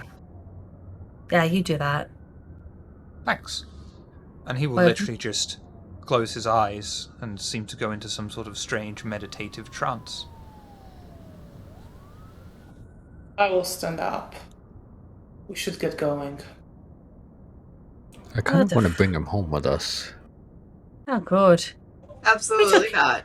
If we took every wayward kindred, we'd have no place to live. Yes, but he's useful. Let's Look at him. deal with the problem we came here to resolve first. How about we just put a pin in it for this one, alright? If not, we'll just throw it in the cutter pile. You can always use more people to cuddle with. Okay, fine, but only if we get to torture the guy upstairs. And I don't want to kill him. I want all of his secrets, please? Just make sure to don't stake him. Yeah, apparently that doesn't work very well. We'll figure out another way. Maybe pull off his arms. You know, and his legs. But you're gonna make him bob. No, that's not if you put him in water. That is a fantastic idea. Welcome. She's just gonna walk to the stairs. Doop, doop, doop, doop, doop, doop, doop. Everyone heading up to the stairs and up the stairs? Yeah, just as a precaution, I'm gonna rouse toughness. So, I'm aroused bra. having I can add consulted... toughness as well. And prowess is going up. Failed. Yes. Anger is going out. So, Lantre, having consulted with this seer, who may or may not be accurate, and giving you interesting news, what are your thoughts and feelings right now?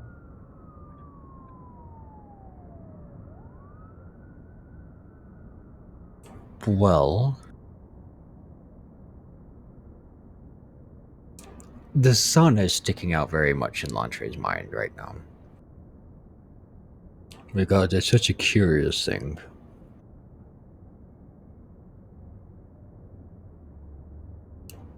As for the others, he was surprised when he heard about Lucy. You know, he's not surprised to hear she stands alone, but was surprised to hear that she's still on our side. That surprised him a little bit.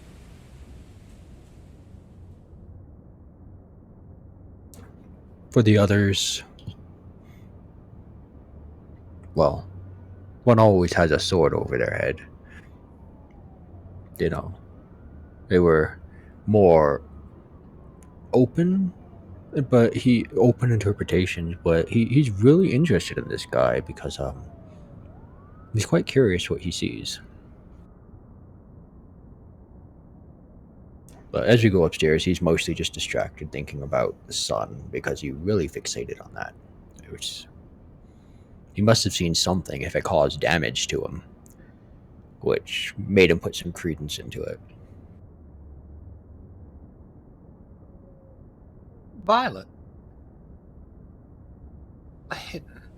Being told that you are grand, but soon you will shrink. How are you feeling right now? What are your thoughts? Violet thinks that probably means she'll have to go into hiding or something. Which makes her very curious as to why. She's already kind of small anyway. Has this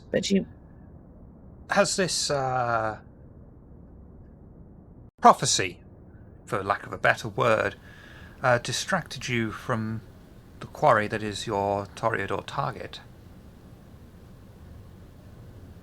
Yes. definitely. And possibly what he said about Lantry.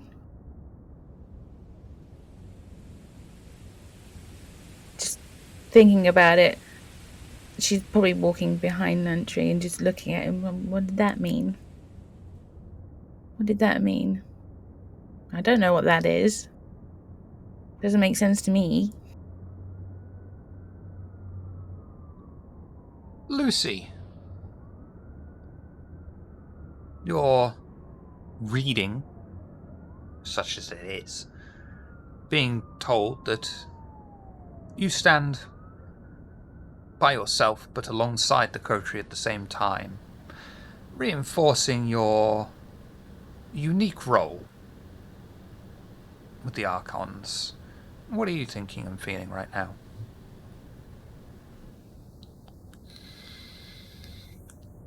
She's really just thinking of the mission in hand, taking care of it, knowing that her place within the coterie is where she needs to be. Not only making sure that she's watching, but she is acting within the group as a part of the group. Because even though she's here to watch over them,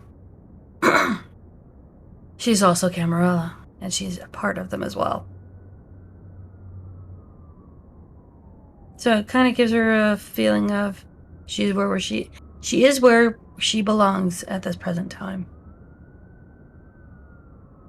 Elfriede, it's probably not the first time you've been told you've got a sword dangling over your head, but perhaps it's the first time you've been told in quite such a unique way that there is some sort of threat. What are you thinking and feeling right now? Yes, I am wondering, well, obviously what it's referring to and what I am not seeing. Is it to do with possible plot with the prince? Is it to do with Mithras and those cults? Is it something to do with Anar? And just trying to go through various possibilities and people we encountered and people I've met since I arrived here, trying to identify possible threats. Also wondering about the hand pushing Lantra. Wondering for some time if it's something to do with that. But then I know Tremere tend to have someone pushing them in this direction or rather. Which doesn't mean that it couldn't be a threat. So just keep that in mind as well. As a possibility. And I think there is a brief moment when, of course, I consider, what if I don't figure this out? And I try to discern my feelings about that and come up pretty empty and decide to focus on the task at hand and leave it for later.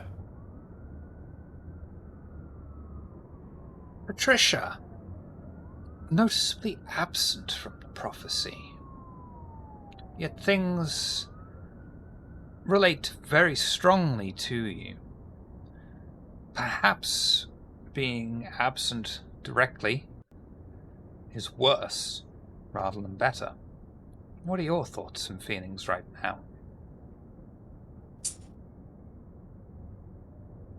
Patricia always had an inkling that coming to Oxford wasn't really gonna be exactly a long-term thing.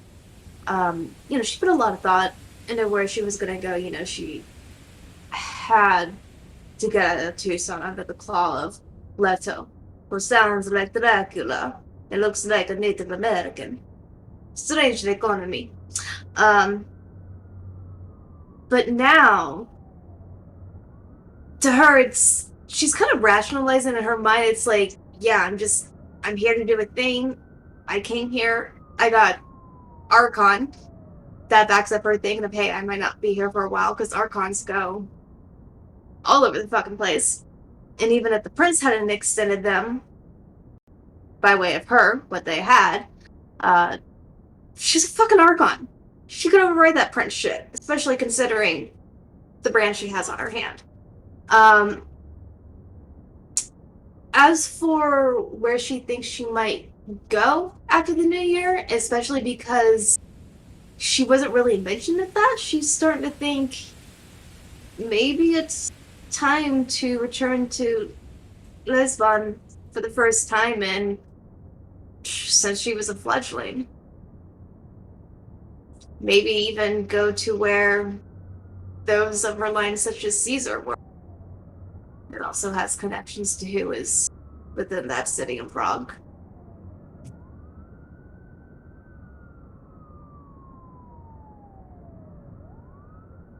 The coterie quietly make their way up the stairs, not letting a sound escape as they each land a foot on the staircase, slowly leading up. As they reach the second floor, the decor changes instantly. Gone are the cheap light fixtures, carpet, and simple paint upon the walls, replaced with a thick, dark red carpet, lavish wallpaper, and modern LEDs embedded into the ceiling. Standing before the coterie are 3 doors, one to their left, one to their right, and one at the end of the corridor. Where would you like to go first? Can I roll, maybe like wits and awareness or something to see if there's something that would give us a hint as to where he might be? Since the unseen.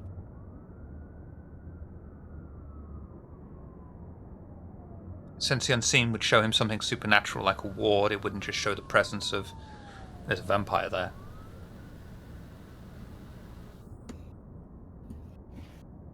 They're obfuscated, but sometimes Yeah, that's when there's true. multiple doors That's like true. these, sometimes it can be like, oh, if you take this door, you're. Yeah, I mean, if it was a particularly potent kindred as well, yeah, that would set Sense the Unseen off. But not in this instance. Right. Yeah, I'm looking more for like light, worn carpet to see a room that's gone into more. Maybe a door that's got the doorknob is dirty, it's used more or whatever. I'm just trying to see where he might be.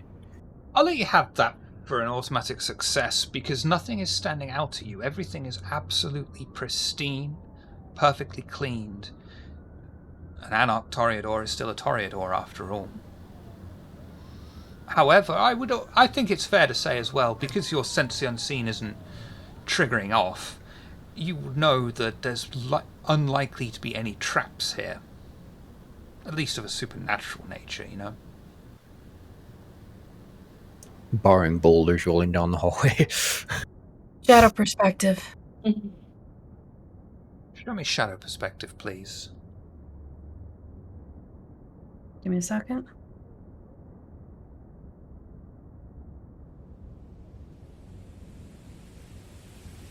Expert by night. There we are.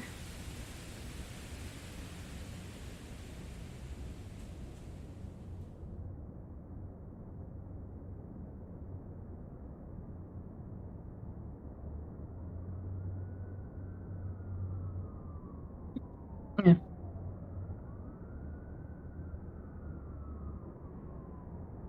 No one's got cut off by accident. Give me a second.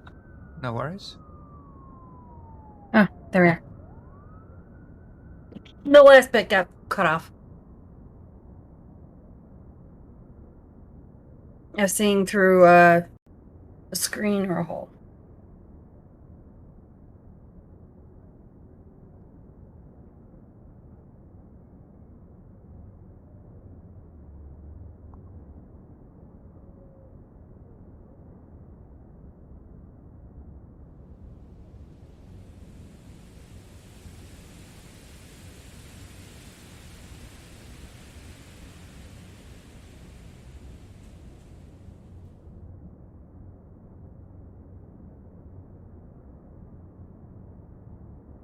Oh, I see.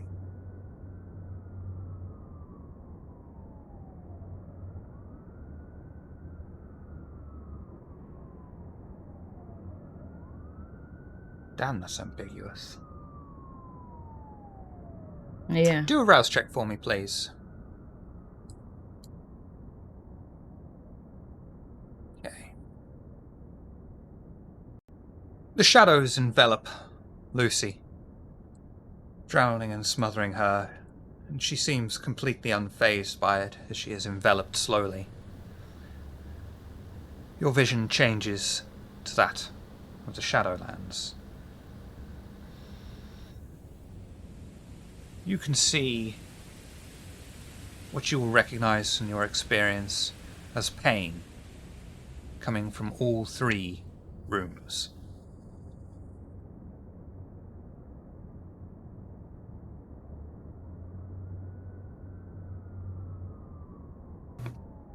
There is nothing in any of these rooms that pose a particular threat to you as a kindred.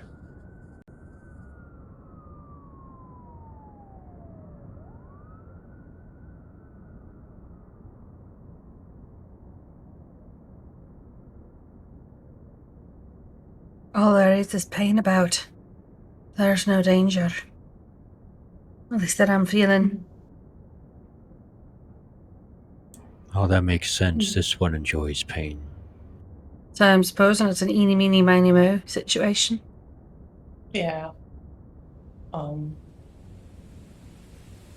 just look at the door and start moving towards the one in the middle. Coteries' footsteps are muffled by the thick carpet as they approach the door and silently turn the knob, I assume. Opening it? You want to go in? Yeah. I will try the door. Yeah.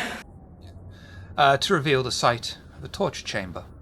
Leather stocks, clearly used, a standing rack with embedded manacles, and a large wall mount that holds various whips of sizes and shapes, each one locked to the wall by a padlock. Charming. Elfried. Wits and awareness. I think it makes sense most for Elfried to do this one. No offense. Awareness. Or intelligence and investigation, whichever you prefer. No, wits and awareness. It's 3 successes. Perfect. Elfried wanders around the room, almost reveling in some of the equipment. She realizes, more than anyone else, that this is not an actual torture chamber, I hate myself, but more like a BDSM dungeon. The paddles on the wall are the things that give it away most of all.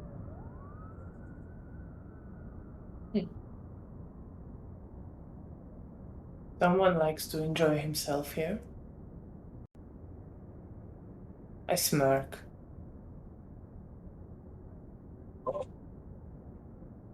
We've all found our own particular ways. Who here can say that they were the same in their last weeks of drawing breath?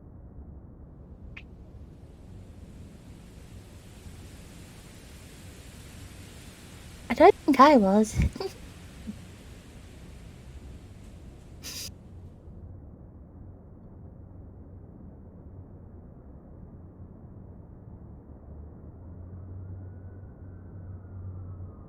What would you like to Oh, press? how did they think? Let's go into another one because Yeah. she'll just turn around and go right to the next door and open. We don't see anything that could be of more interest around, right? It's just BDSM stuff. Don't I mean, knock BDSM stuff, man. That's great stuff, but that's not what we're here for. Just yet, nothing, at least. Nothing takes. Nothing stands out as particularly useful in this instance. Yeah. So I follow Lucy. I mean, if you ask me, a cat of 9 tails can be used.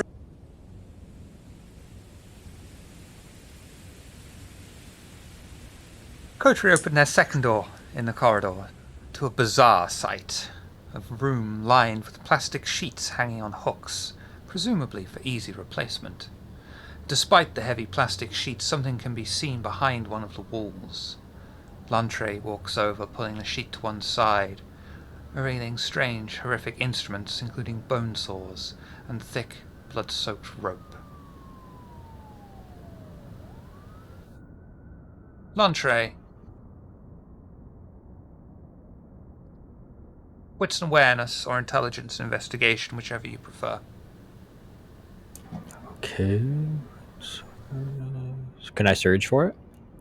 Yeah. Getting hungry.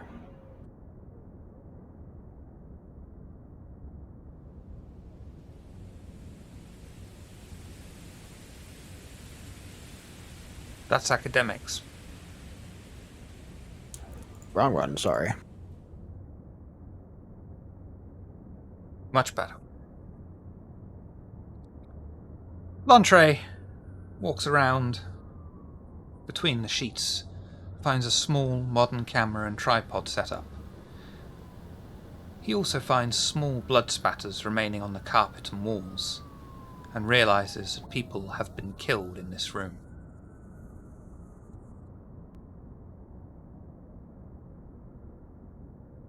L'Entree's going to be disgusted by that because, well, he wants to torment the Anarch. He's at least able to fight back. Doesn't like the idea of tormenting a helpless victim.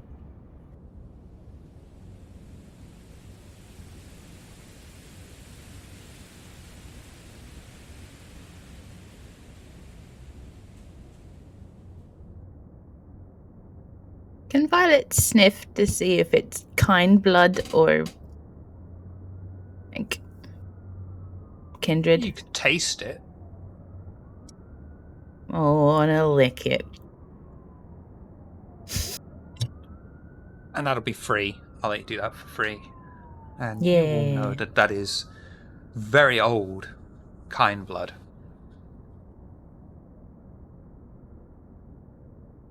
Oh, I just presume. Okay. Very kind.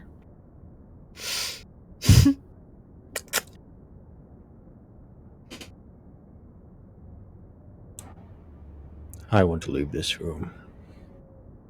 Yeah, can Patricia do any sort of investigation to find any sort of kindred, like can't, like visual can't or anything like that? Kindred what, sorry?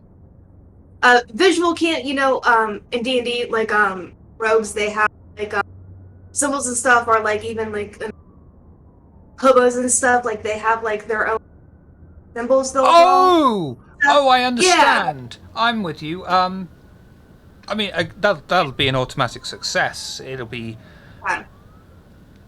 for all intents and purposes, to the average eye, extremely clean and well kept. There's no symbology like that, certainly. She kind of looks back to the open door and then back at the group. Would one like to accompany me? I didn't think to check for something. It might be in there. Go with you. Appreciated. Mm-hmm. Sex rooms by myself, empty, weird. It's a room with a whole bunch of shit in it. Doesn't make it different. Yeah, but I'm hoping to move things around, even a carpet if need be, some hatch or some sort of symbolism. Ah, sure. No worries. She'll head on back to the 6th dungeon. See if she can Yeah. find any, kindred symbols. Lucy will follow and help. That'll be another automatic success, and nope, nothing. Right. Yep. Then she'll just kind of shake her head at Lucy, kind of shrug like it was a thought. Head back to the room. Well, the other room with the rest of the coterie. That was a bust. Lucy will just go one more room. Yeah. Yeah.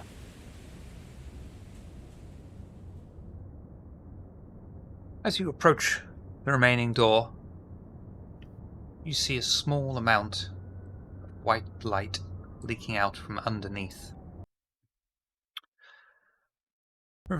As you open the door, it reveals a darkened room.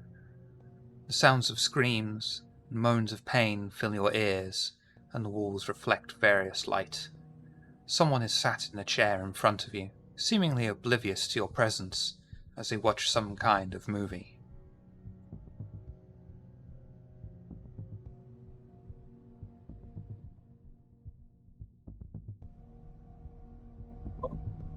Do they fit this description of the one named Carlisle? I mean, you can only really see the top of the back of his head.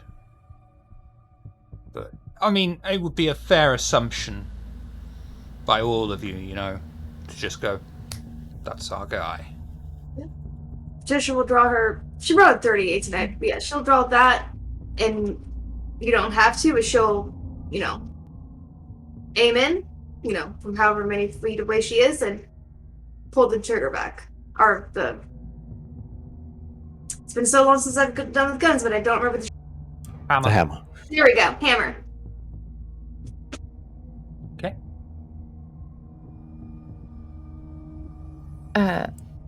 Violet will go unseen passage and just whisper, I'll go in first.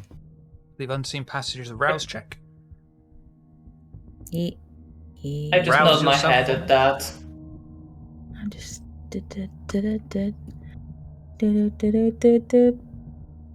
Lovely.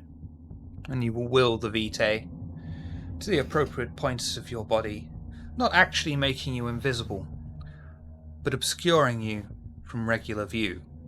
For all intents and purposes, you are no longer perceived. Am I sneaking?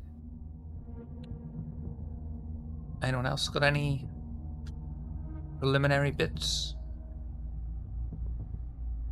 Lucy still has prowess up, so not yet. Not yet. Oh, wait. Yeah, toughness is still up as well. Violet, sneaking up behind the target. What would you like to do? I want to try and take in the room as I sneak round. Because I want to get behind him, or I just want to make sure I know what he's doing, or if he's got any friends hidden. You will notice. Actually, yeah, do wits and awareness for me, please. Okay.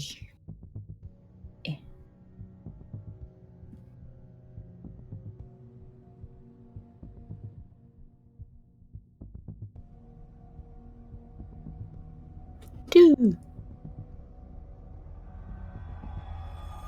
As you sneak around the room, you see that the man is watching an particularly intense torture and death of some poor kind.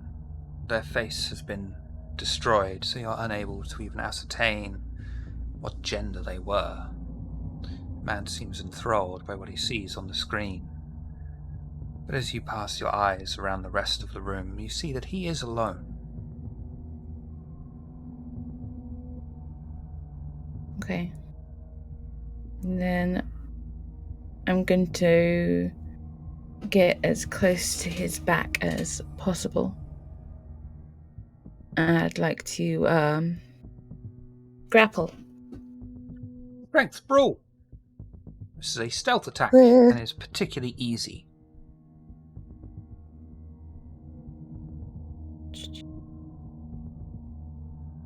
Oh, sorry. I get extra because grapple. I have a specialty in grapple. +1. You're going to need it for this difficulty 1 task. Wonderful. You never know. That's true. Exactly. You never know. Because you end up hugging him accidentally. Like, 3D on this movie is really good. Violet sneaks up behind the man and successfully subdues him, throwing him over the back of the sofa and to the floor, resting her powerful knee on the center of his spine, keeping him subdued. What would you like to do next as he is squirming underneath you, writhing I want to and protesting? get him as still as possible. Locked. Lock him in my arms and just click angrily in his ear. Yep. 6 success is absolutely going to do that. Mhm. You're holding his arms and hands behind his back, resting your powerful knee straight into his spine. What are you doing? Who? What? How? Shh. Shh. Questions. You're going to answer them. Or I'll snap you in half. I feel I'm hardly in a position to refuse. You're not.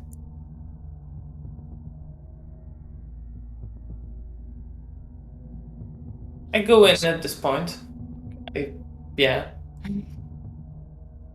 But if Violet is talking to him, I'm not going to interrupt. I'm basically You- getting him ready for Yeah. you guys. And he'll hear when- you approach. He'll see you standing with the gun, and he'll see Lantre and Lucy. Lantre will actually walk forward and turn the chair around and sit in it, and just kind of like cross his legs and watch It's a what's sofa, happening. darling. It's a sofa. Oh, it's a whole damn thing. When- I'll turn the whole sofa around. All right. I will go through the extra work to do it. I'm going to turn it around so that I can sit on it and watch them. Okay. But yeah, as Elfrida starts walking, Patricia will take the cue approach as well, but she does it very slowly. Still keeping her firearm at the ready. Lucy will do what she always does. Cover the rear.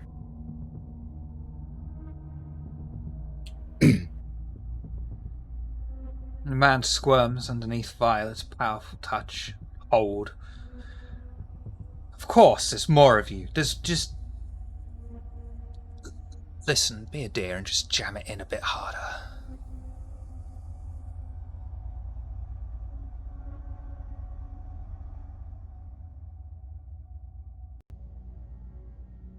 You're going to bore me with these questions. Do it now.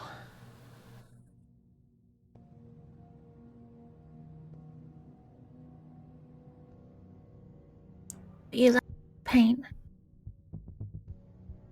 I find it ecstatic. Well, if you answer, maybe you'll earn some.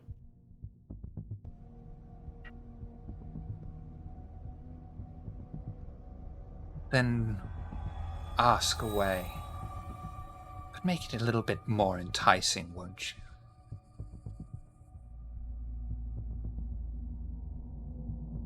I'm going to activate feral weapons.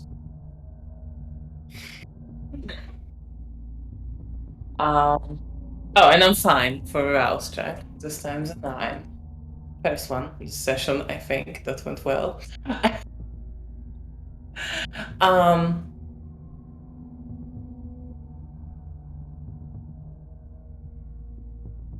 We heard you've been taking care of some mortal cultists. In a matter that draws quite a lot of attention. And if I was? What if How I did you wasn't? become involved with all that? Waifs and strays, mostly. Looking for purpose.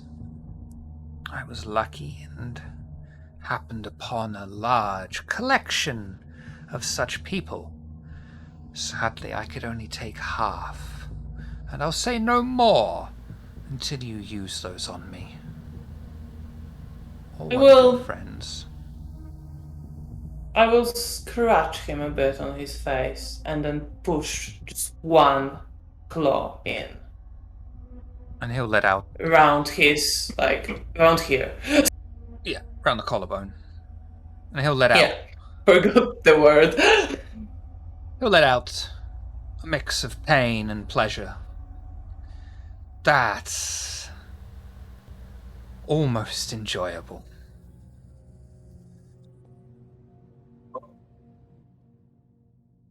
Ask more. How about a bullet to the brain? And she'll just pull the trigger. Because she knows they're kindred. And if they're used to this much pain, they can just 38. Yeah. Dex, firearms. Okie dokie. I'm gonna rouse Dex because why not? I'll tell you what. Hmm. You want to shoot to not kill, right? Yeah. So I'll make this a cooled shot. Okay. So the rouse will just negate. Okay, perfect. So Dex, and we're adding wrong button. I'm not adding more health. Go away. My reasoning behind giving you the cooled shot is because if you rolled really well and it wasn't a cooled shot, you could literally just blow his brains off. But if you're deliberately going for the cooled shot, then I can, no matter how much damage you say, it gives me the... Oh. Yeah. Well, even if it wasn't a cooled shot, that's a miss. Which could still work for you as you unload the firearm right next to his face, and the bullet embeds itself in the carpet. And he looks at you and he says, "Don't ruin my lovely room." Oh. And then she just smiling in a way that probably but she just smiling. The room is what you value rather than yourself, huh? Just looking Violet right in the eyes.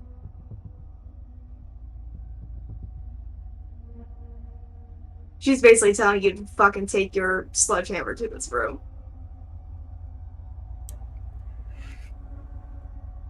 Hold on to him while you do that. Laundry will just take out a dagger and start drawing a figure on the couch with it, cutting it open and destroying it right in front of him. Just kind of like a zigzag figure. And No, you know what? He's gonna cut the symbol for the cult, for the as best he can for the cult of Mithras onto it. And he will be letting out these terrified shrieks and howls, more painful than anything you could have possibly inflicted on him. No! Stop! Stop! What?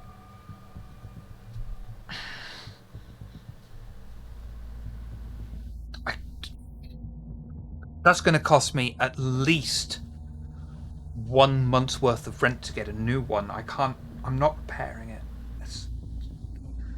What do you want? What do you want? But you're not getting rent this month. I can roll a lie for that manipulation subterfuge. I don't think that won't matter.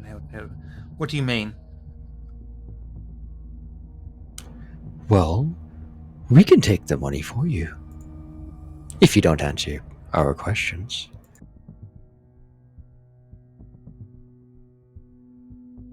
What are your questions? And then he's going to cut deeper. Oh. What are your questions? Spit them out. The cult. Why did you go after the cult in particular? And none of this nonsense about a group of mortals. They were easy targets. They were locked up in that building.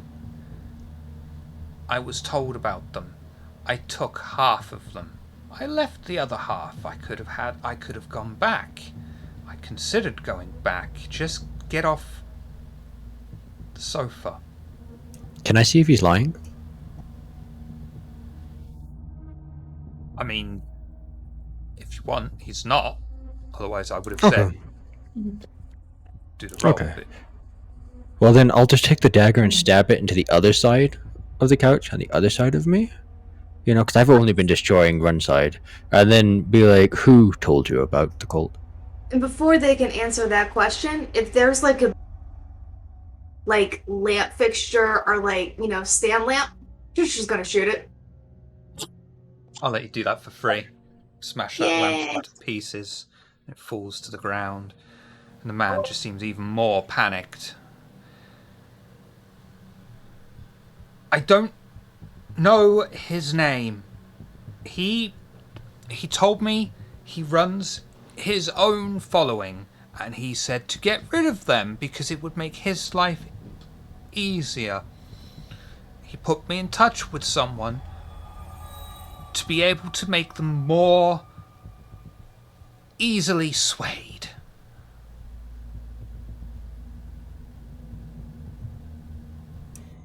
You know, this would be a lot less painful if you kept saying someone, something, as I start, cutting the carpet in front of him. Who is the Singe, someone who okay? put you in front of him? Singe. I went to Singe to make sure that I could easily ply them and put them where I want them to without a huff or a fuss, and make sure they're not going to let out screams as I do things. At least not enough to draw attention.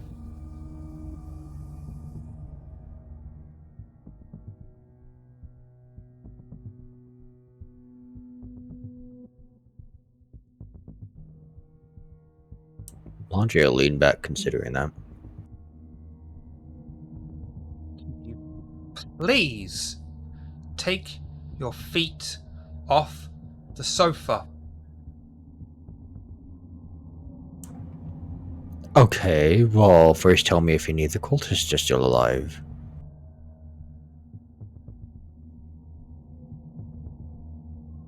No. Someone, I'm thinking you now, broke in and destroyed them all. Not them, the ones you took. Those were And the I'm ones going to, he took. rub my feet onto the couch. Those were the ones he took. Oh, we broke it. Oh, okay. I'll put my feet on the ground. Oh. Oops. Oh no.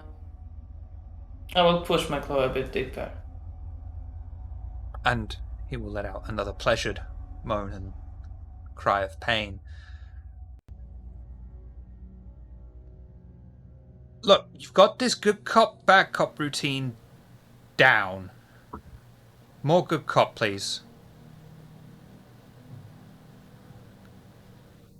So, Nice are their shoes? I'm sorry? How nice are their shoes?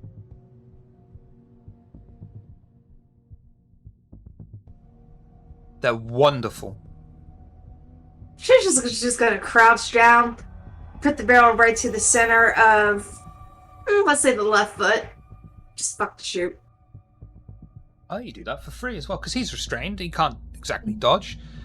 We'll do that for, we'll call that 3 damage. And again, he will let out more pleasured moans and sighs, like, oh. At the same time, look at what you just lost. And she just holds her hands up and she's like, did these maybe come from the same factory? Oh, so sad. I'm not sure if I'm enjoying this fully or not enough. And he'll be looking up at you, Elfried. Help me with a decision here. I will bring my other claw, sort of, not quite punching through skin yet. So, Sinch helped you keep them under control so that you could have your fun. What was in it for him?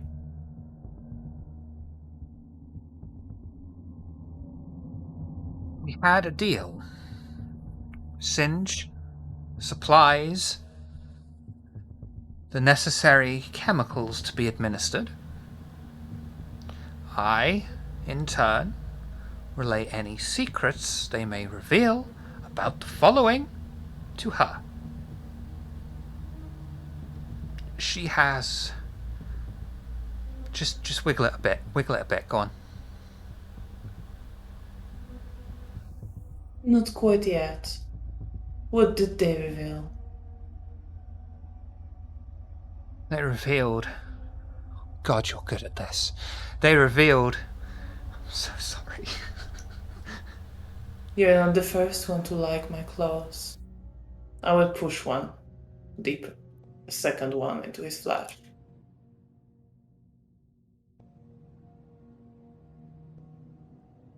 Their leader. I'm sorry, but you started it. I did. I need to stop. There aren't Yeah. even any Bahari players in this game. No. I'm proud of you, girl. So proud. Their leader died, killed himself, and since then, he hasn't come back, obviously. No existing following has returned yet.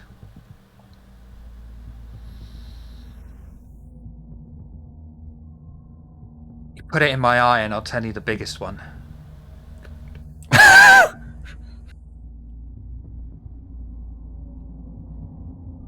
I start moving my hand towards his face, scratching.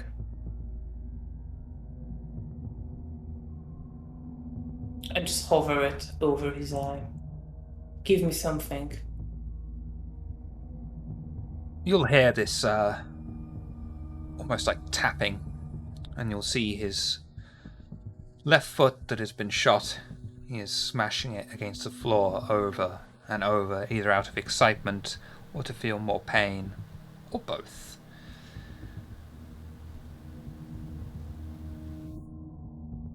No, I was considering saying a line. I'm not encouraging it. I'm sorry. Well, I'm just playing into the situation you created, so you know. Yeah, and I'm trying. Yeah. There's a line. You in the sound created where this monster, Shiv.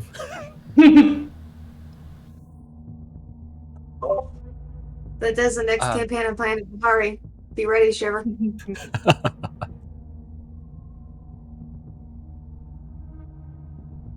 They say he isn't dead. Do it. I will push my claw in his eye like you want. And he will, as your claw slowly pierces through, it starts off with this almost gentle moan that lets out into a full blood-curdling scream. What's your strength and brawl pool? With against kindred, that would be 8 dice, I think. Good heavens. Yeah. Lovely. Okay.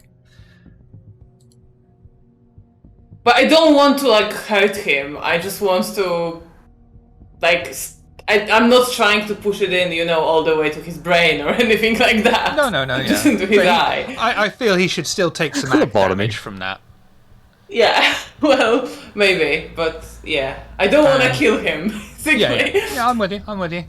And you will probably see he is very near near torpor at this point, and he is still going and asking for more. You want more? I want more. Give me more. I look to the others. Anything else we need to know? This guy's a nut. No. If they want more, we can give it to them. That means that they would still be alive to where we could do what we want with them. Oh, tell me what you want to do with me. Oh no, you don't get to know. Lantre's giving a smile and his steepled fingers are tapping against himself. He's like, I have many things I'd like to do. You'll hear the tapping of the foot again. Oh no, none of them will feel pleasurable for you. The tapping will get faster. Or for my benefit. Let's torpor him and hang him in our basement. Something tells me they enjoy being a pet. And Othira knows that I love my pet.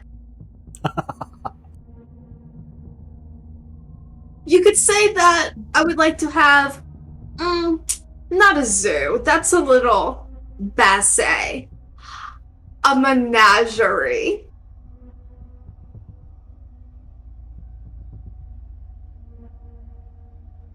And he'll say, keep me in a cage. That can be arranged. And if anyone gets that reference, you get internet points. Do we have to give him lotion? Pardon? Do I have to give him lotion? No, blood is the best lube, darling. No, I meant lotion on the skin. Oh. Or it's a hose again. Oh, you didn't get the reference. I was thinking another cage. Yeah, there's so many things that could be, bro. Well, menagerie, cage. As long as we are still rats in a cage. Can we just put him in a cage and leave him outside for the sun? The menagerie No, was but a Star Trek TOS episode that was a remake of The Cage.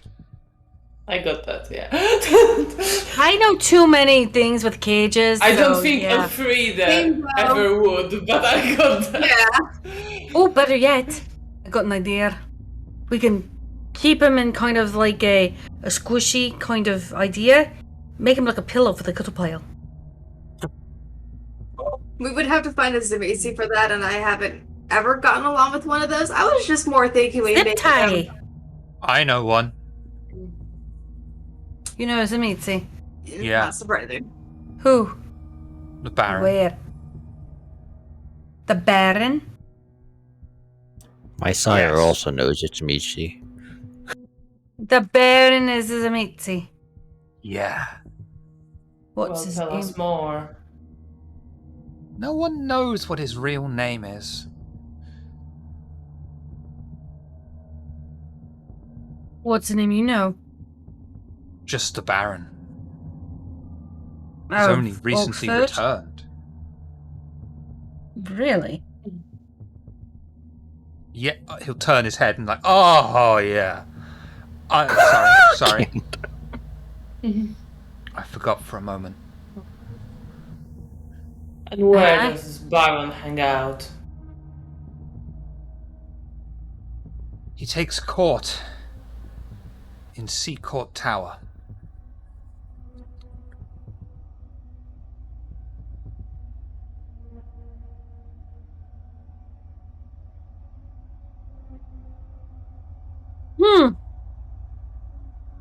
Interesting.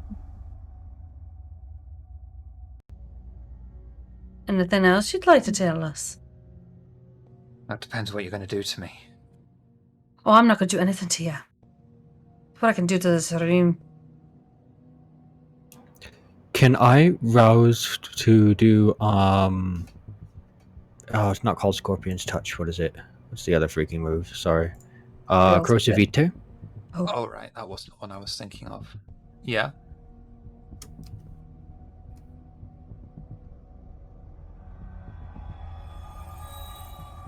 Dang, I'm getting hungry.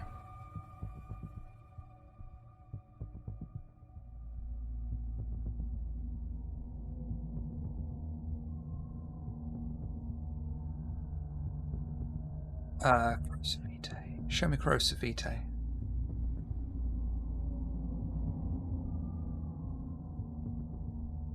Oh, there.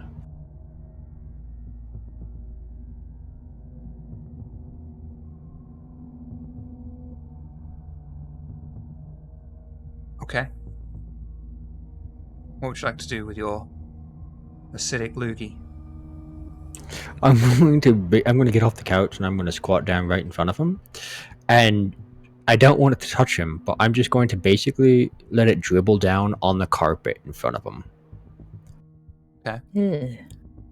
On the carpet will give out small patter noises as your vitae impacts with it, and you'll hear it slowly singe away. A small trail of smoke leads up right underneath the man's face.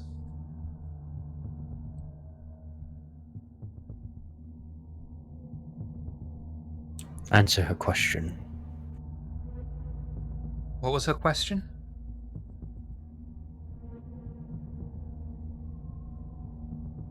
I'm going to look up at Lucy. Is there anything else you want to tell us before I destroy your entire place?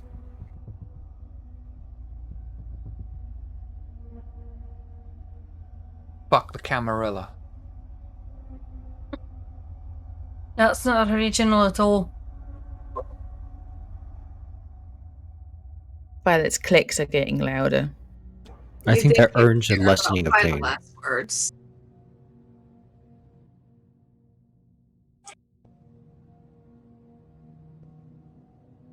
Though my body may be in pain and you feel you have won, you have still given me exactly what I want.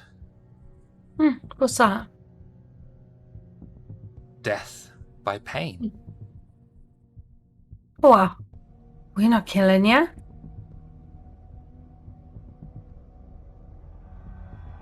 And that's Take just you, like I said. disappointing. Oh, but that's disappointing for you. Fuck the anarchs. Laundry's bored. He's just gonna get up and start finding things that he can break around the place.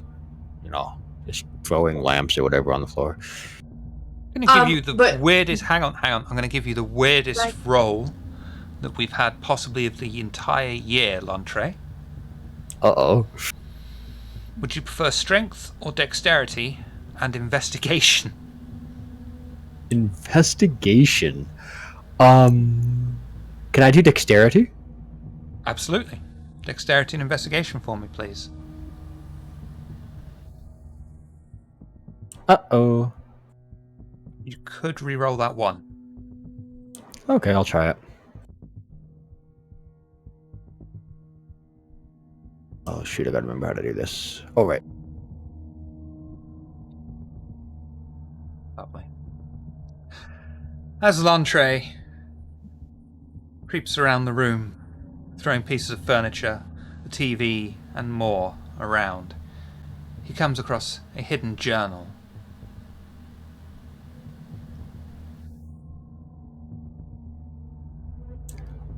I'll just pick it up and I'll look over at Violet and go, oh, that's Scarlet, sorry. Violet. Why do they both have to be colors? But I'm sorry. So I'll There you look go. over and I'll Wait. I know. Oh, I'll show the journal. I'll say secrets.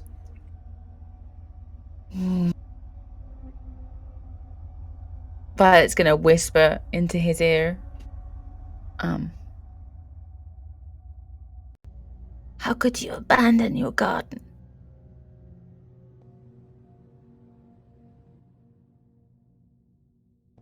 Because I like to cause pain, even if psychological isn't as much fun as physical. Well, that is where you and I differ.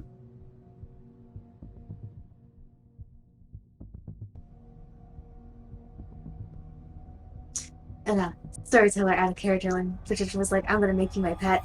Hardcore meant she's gonna fucking, like, 6.1 way bond him and just make him the Quitter's slave.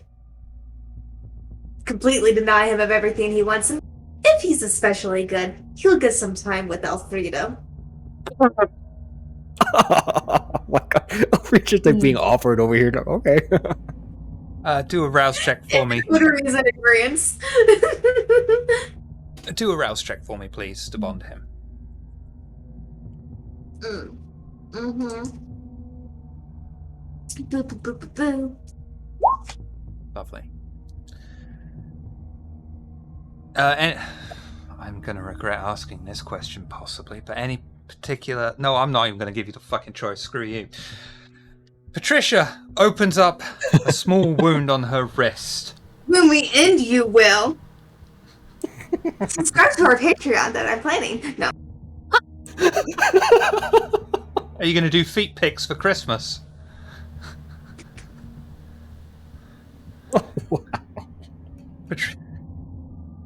Patricia opens up a small wound on her wrist and puts it to what's left of Carmine's mouth. It makes him sup deeply, bonding him to her.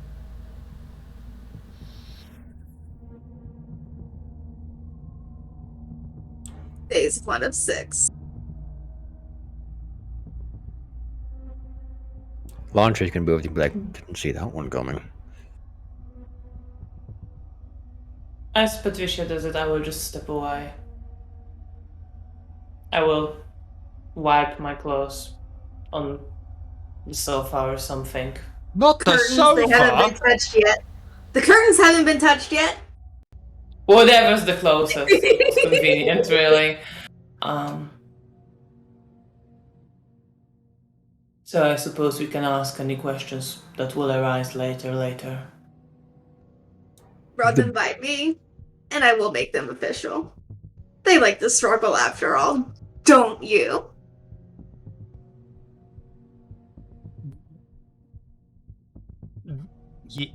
Yes. Good pet. The best line you're gonna be like, and that's the last pain you will ever feel. Violet's gonna chuck him to the ground and just angrily click as she walks out the room. Careful, Violet, we don't want to hurt him. I do. They can take it. I will go after Violet. Violet, Violet, are you alright?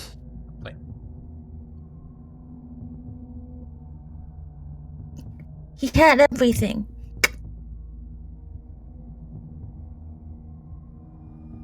Give it up for this. Many can't see the value in what they have. And now we have to pet him. You don't have to. You can stay away from him if you prefer.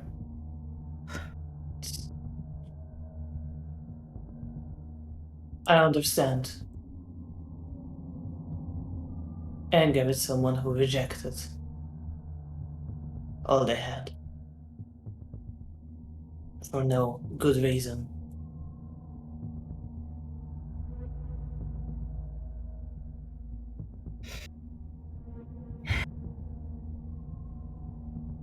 And everything I should have had. She walks out, Violet, like, out of the building. before you go out of the building, Hmm. could you do a Fury Frenzy check for me, please? Ooh. How do I do that? Right at the bottom of the sheet, you have a Frenzy button. Ooh. Click that. I think it might ask for your difficulty, which will be 3. Let's ask for modifiers. No modifiers. Okay, beep. Difficulty 3. Boop.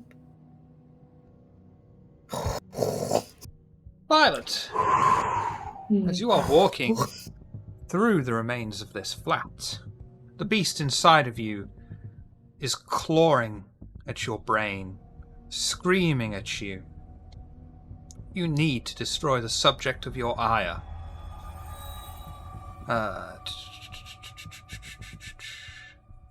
The only way that this fury frenzy will end is once you have successfully destroyed them.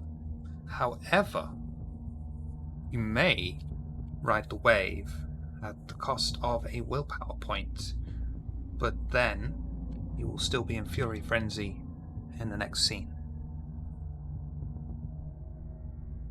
So I have to either go kill the dude or still be... I mean, if the dude is the subject of your ire, or if you could also interpret it as the building he's inhabited, it's entirely your choice.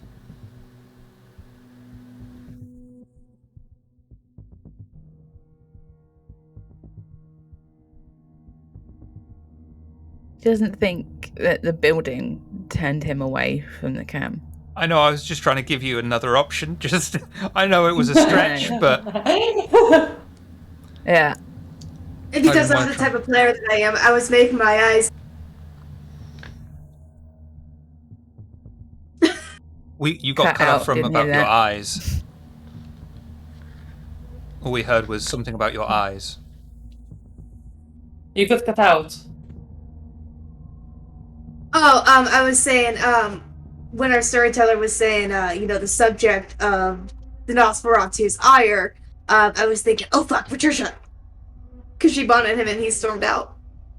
So, because of the I type of wasn't even player going to go I am, there, I was but there you go, there's No, another but- option. Oh, because man. of the type of player I am out of character, it could also be seen as Patricia. No. Glad you said that, not me. Junie knows what I'm talking about. She's seen me play for a long time It's now. fair, it's valid. It's fair and valid. She's mad at him. she's probably going to rush back and try and kill him. Oh yeah, I And got probably just riding a leap wave. on him I did get riding a wave wrong as well. Riding a wave is when you intentionally succumb to frenzy without making the test. So I don't. Okay, so I just have to attack him. Pretty much. I'm sorry. Then it looks like Violet's going to try and walk out, but her animalistic side just takes over, and she just quickly turns back and rushes into the room at him. Can I attempt to... Like, is, like, trying to hold her until she...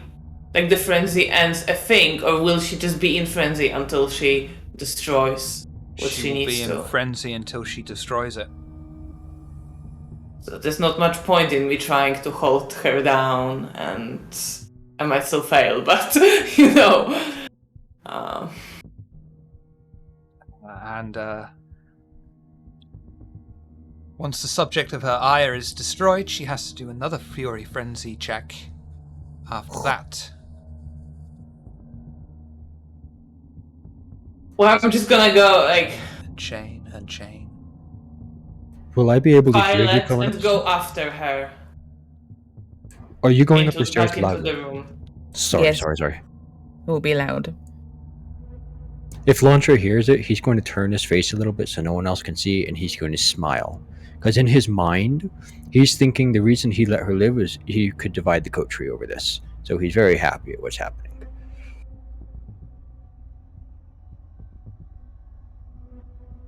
And if nothing's stopping me, I'm pouncing on him. I mean, I would probably try to stop her, but... In the back It's of the okay to me if you are. Yeah, my Patricia one too, and she has like a mix of like frustration and just like kind of like goddamn. I get it. At the same time, she let Alfreda, lose herself to the jobbery, but I'm up back, and well, she's not the one doing it. So if another could remains, no skin off her back. Violet, you'll be doing a strength and brawl roll. Elfriede, if you wish to attempt to restrain her, stop her getting away, you will also be doing a strength and brawl roll. But you don't have to if you don't I want will attempt it. I mean, just for the sake of scenes and stuff, even if ultimately that won't help her, you get could out beat me. of frenzy. These are I the got two. a 3, you could beat me. Yeah, these are the two. The hinge. Yeah. Yeah. This is the clash of the I titans. got... Oh, I got 4. Now, Violet, You do. Pixie has bought you a reroll if you wish to use it. Oh no. And you'll notice I said that after Elfriede rolled, because I am a bit of a bastard. It's fair. I mean, yeah. I just don't think Alfredo would, instinctively try, probably. Yeah. This is Violet's instinct. It's not a player. It It is literally re-roll the again. beast that's taken Thanks, over. Pixie. Yeah. Boop. Boop. 5. Yeah. Okay. That's You more almost than got 4. me. Would everyone like almost. Would anyone like a reroll or anything from willpower? No, I think it's appropriate that she rushes to stop her but gets pushed away or something, especially since Violet is in frenzy. Violet turns to leave the room. As she does so, the beast screams inside of her. She's unable to fight it off. She doesn't want to fight it off. And before she knows it, her vision has gone entirely red. She's gone down... Oh no, I'm not saying it like that. She rushes through the corridor, using her arms and hands as legs, and pushes through, jumping onto the bloody pile that is Carmine. Elfriede attempts to stop her, but is easily pushed out of the way by Violet as she begins to claw, bite, and tear to pieces of Carmine's flesh, turning him into a bloody pulp upon the carpet, annihilating him from existence. You just hear his laughter and small moans of pleasure as he is turned into nothing more than a puddle of remains on the floor. But your frenzy is now over and satisfied.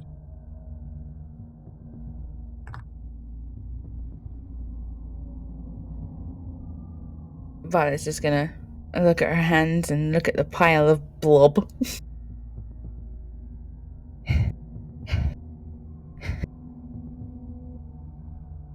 And just shrink her body and just mutter. Patricia will take her left hand glove off, the one that doesn't have the brand, and walk up, kind of left diagonally a little bit of Violet, and make sure she walks enough to kind of get in her vision. And the bare hand, she'll just slowly reach a hand out and kind of make eye contact with, try to make eye contact to get permission to put a comforting hand on her shoulder or the crown of her head.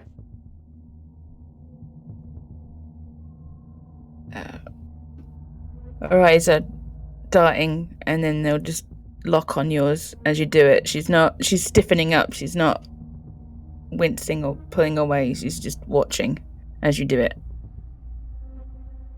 And in that case, she'll just put a gentle hand on your shoulder. Not really close to the neck, but right on the edge of the shoulder.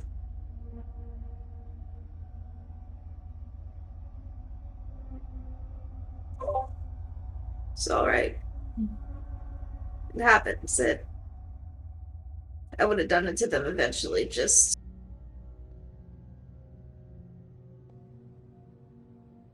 Don't feel too bad, okay?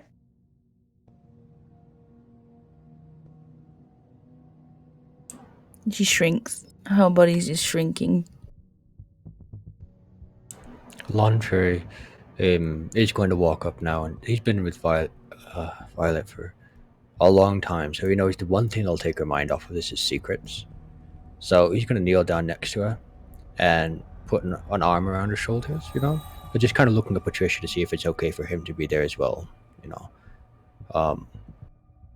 Yeah, okay. And then he's just going to give the journal that he had, At that point, she will take her hand back and she won't step back.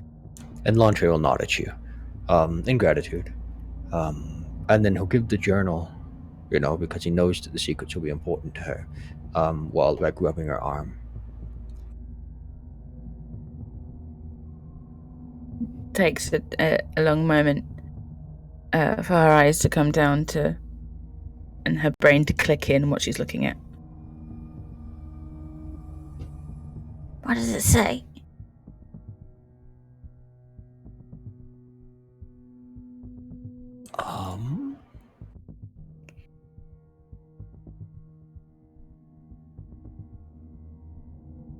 It gives us directions to a call phone that might lead us to more information. The one that was working with him and his brutal torments, but it will bring us one step closer to those we seek.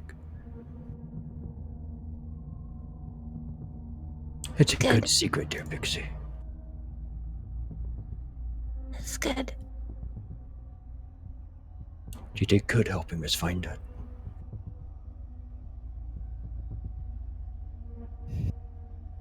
She'll lean in against him a little bit. He'll put his head on top of hers.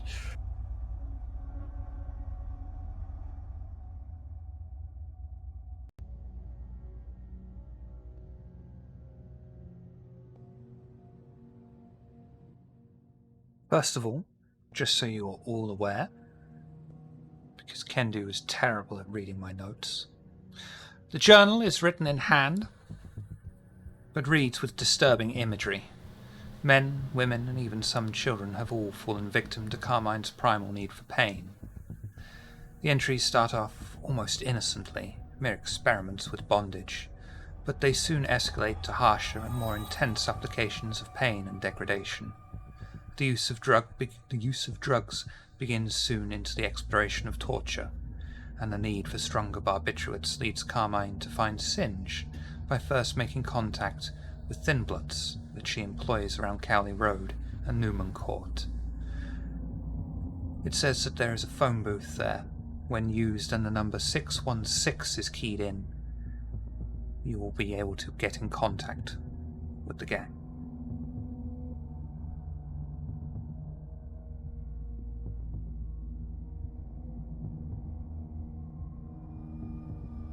Are you all going to start taking your leave of the flat? Yeah. Yeah. If there's enough time left for a hunt, but more ideally, that guaranteed drink from Elysium, Patricia could use it. I think we're going to be pushing it because I really want to know what everyone is thinking and feeling right now, but I can put in a hunting scene for you in the next episode. Fine. So, Elfriede, what are your thoughts and Elfriede. feelings right now? I'm thinking about Violet and what she said just before she stormed off and frenzied. And I understand where it's coming from, I think. I think I do, but I think there's genuine worry and concern for her there. And some kind of, because I've, felt like I didn't have what many other people just had very often. There's this kind of feeling that I wish she still feels like she sees that what she has is enough, or that she will find some kind of peace about how things turned out for her. And I wonder if I did, and I'm not sure.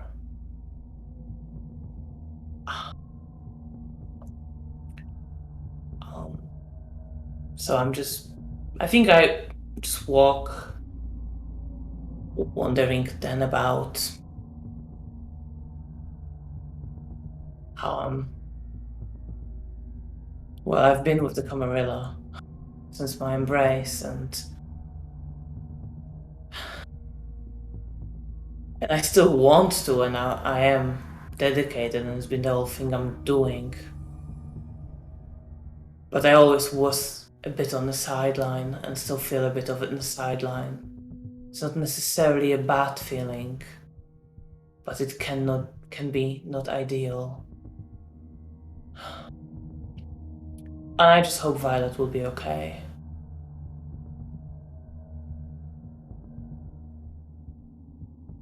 Lucy, the Sombra. By your nature, the Sombra very much revel and value power. True power. A subtle difference from the Ventru who seek to rule. With this display of raw power that you have just witnessed, and also the extraction of information, what's going through Lucy's mind right now?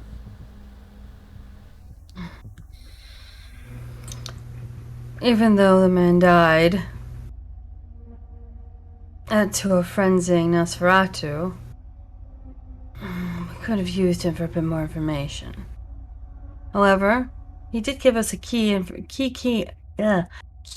point.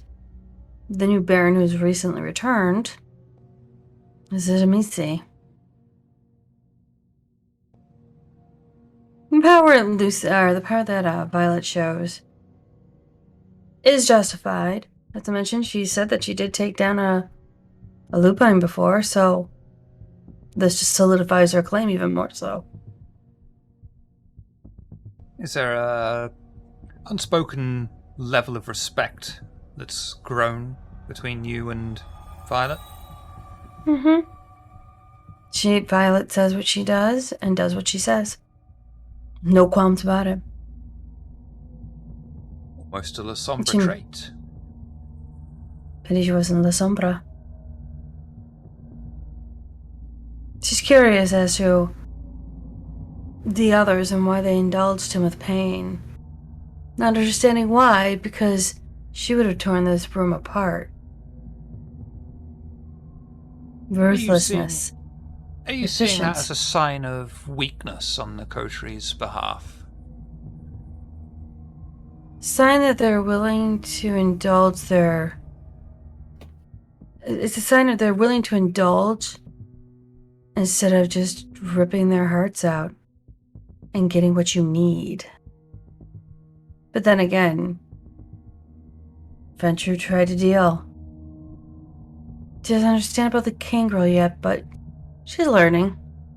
Not to mention, who was she to justify to a Justicar? She just has to tell the inner circle what's going on and keep them apprised. And then, watching L'Entrée destroying.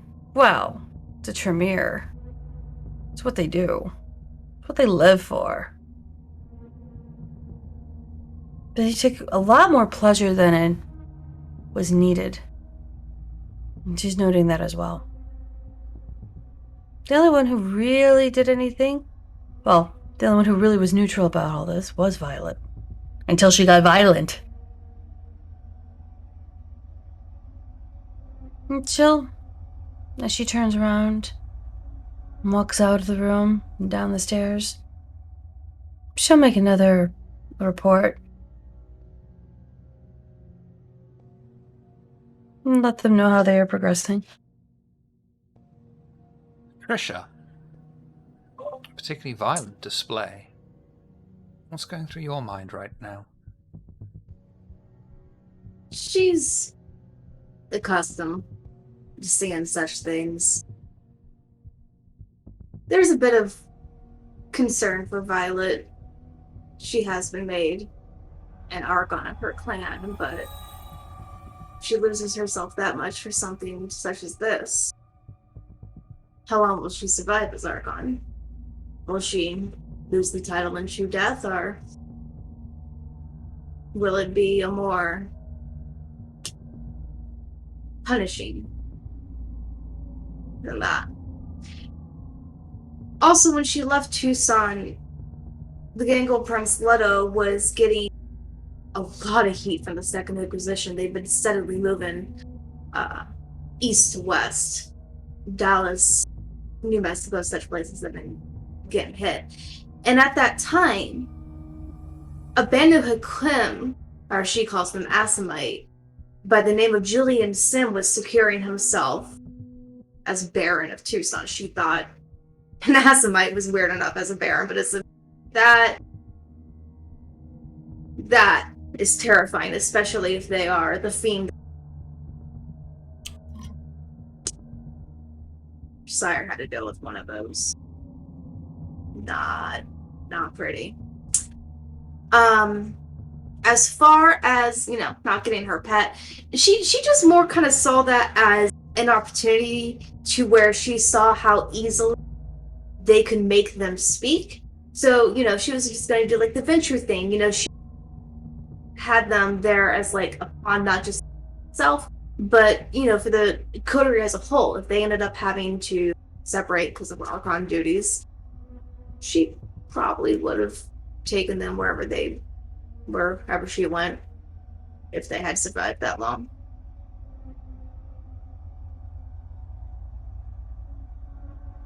Patricia, Elfriede, Lucy, heading out of the flat, leaving the mess behind them.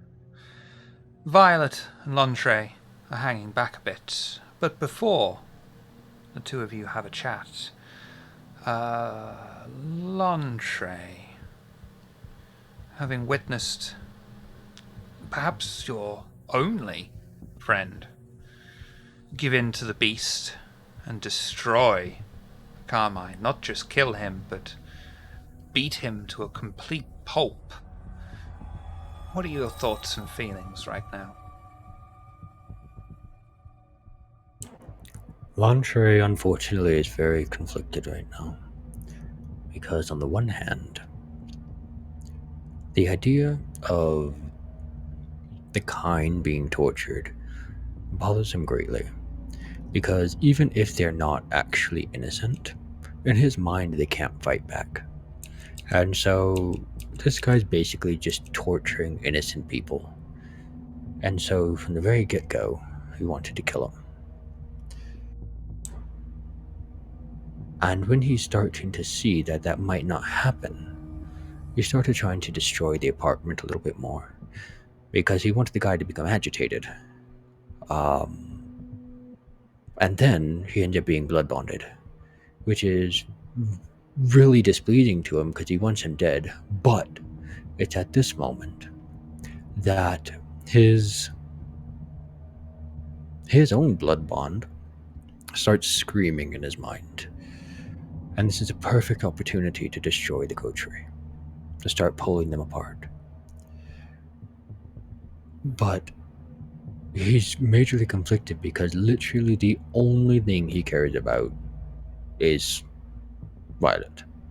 He's been the only one that's there for him. He does not want to hurt her, but he's seeing the implications of what he could do to cause division in the coterie over this.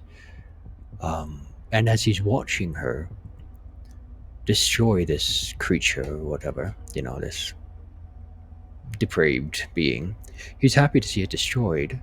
But a stronger part of his mind is thinking, oh, this is wonderful because now he's destroying some of Patricia's property. She's destroying some of Patricia's property.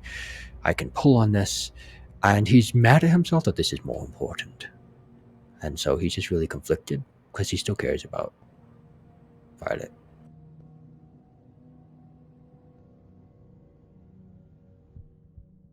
Violet.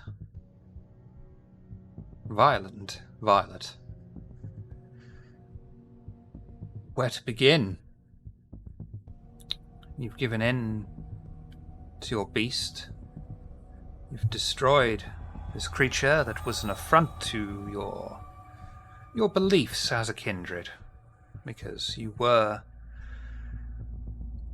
scouted to be part of a Toreador, but fate interceded.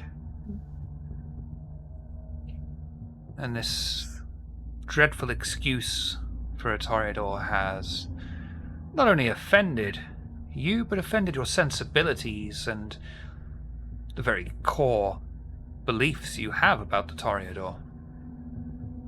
But then you also completely ruined him. What are your thoughts and feelings right now?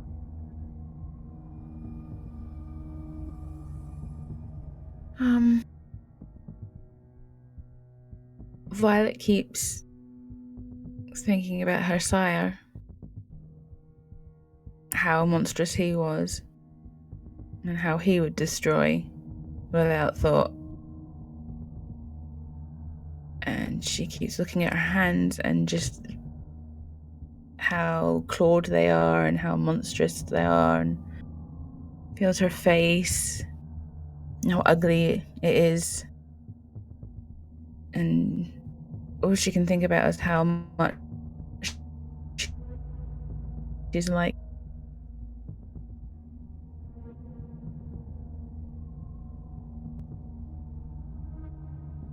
Her internet couldn't handle the grief. Yeah.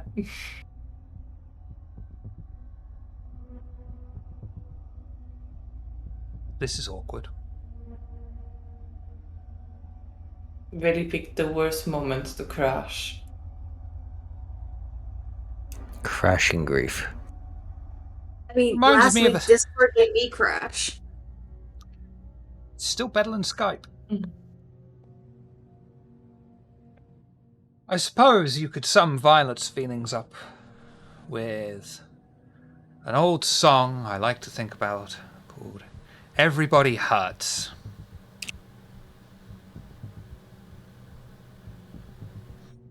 I was really hoping she'd be back in time so I didn't have to say the song.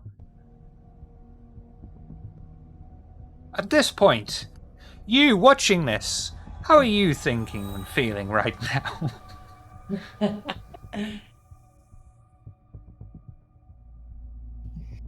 There she is. There she is. Yay. You were saying. Yeah, she's disgusted about how much like her sire she is. And how she should have been. And she wants forgiveness from Toreadors.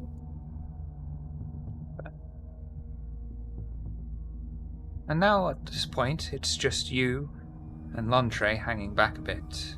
Lontre seems to have something on his mind and wishes to have a small chat with you before you meet up with the coterie. You stand together, presumably in the room with the smear formerly known as Carmine. What would you like to talk about, Lontre? Lontre is going to hesitate, torn in multiple directions, but he'll keep his face basically deadpanned. I'm very sorry you had to go through this, dear Violet. She's gonna start crying. He'll reach up and wipe the tear away. You did well, though. He was bad. It was bad. This one was very bad, and I have concerns working with those who would have let him live.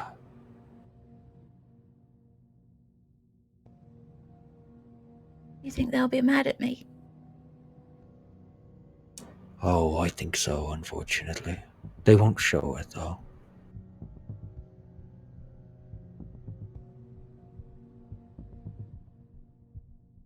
But you did the right thing. It's not that you did something wrong.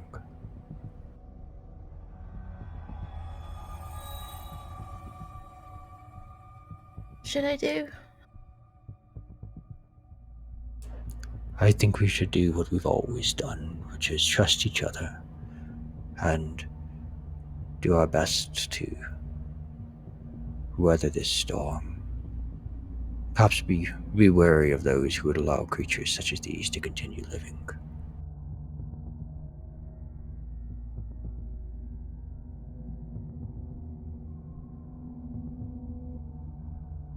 She will lean her head on his shoulder. And he'll rub the top of her head. You did really well today, though, dear Pixie. Very well.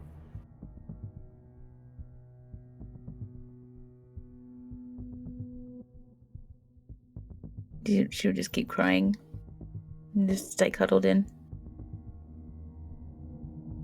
And Lantre's emotions are warring because he knows he is manipulating her while she's at her weakest and he hates it. But he's got this voice screaming in his head that he has to do it. Yes, I think we will make it through just fine.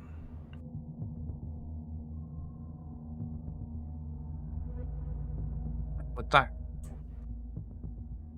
ominous line from the Tremere, we'll call it in for this week.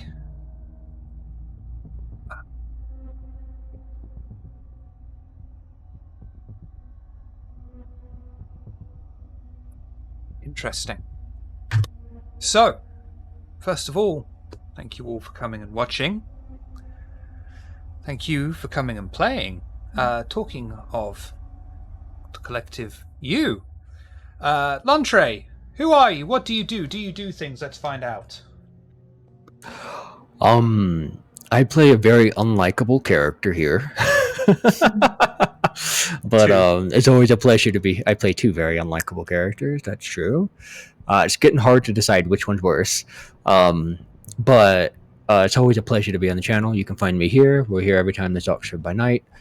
with all these awesome people. And yeah, it's always a pleasure to hang out with all of you, and all of you in chat as well. Thank you. Violet, who are you? What do you do? Do you do things? Let's find out. I am Dark Scarlet. You can catch me with Check These Out on Twitch and YouTube. We play a lot of D&D on Mondays and Tuesdays with Vampire coming in the new year, which I am directing. So more family stuff. Patricia, who are you? What do you do? Do you do things? Let's find out. Yes, hi, I am Aster Dean. The only social that I'm really active on, which is diviner_Astrid. There you'll just see me just random nerd, rant, rave, just really random stuff.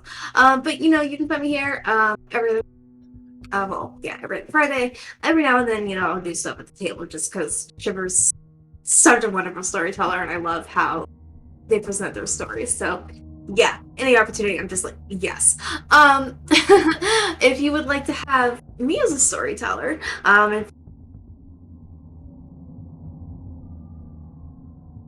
to where I am a player and a storyteller. I storytell for anything and everything Mahari, and then I have a Lasombra and a Masquerade too. A Banavu Quim player character. I am also a affiliate dice. That link should be in chat. Even if you window shop, that will help me get merch and do giveaways for you guys. Also my Etsy, which you've been seeing a lot, 30% off sale on everything, and shipping is always free. You don't ever have to worry about that. And the bit that was cut out because Discord was about the Cajun Knights Discord server, which is a play-by-post World of Darkness server, not just VTM, it is other things. Linky? Yeah. We have conversions to make mage, changeling, and werewolf compatible for V5 play. Lucy, who are you? What do you do? Do you do things? Let's find out. Who are you? I'm Junie. Do I do things? Yes. Find out. Okay. You can find me normally on Twitter or Twitch, either here or the RPG table at the moment. I'll be starting back on my own channel in the new year. I am a mod over at Cajun Night Server, where I am actually working with the Shifters and the Guru. So big howl out to the moon. Other than that, yeah, you'll see me all over the place because that's where I am. Yay. Elfriede, who are you? What do you do? Do you do things? Let's find out. Don't forget to tell us about Wise Women. Hi, so I'm Cassandra.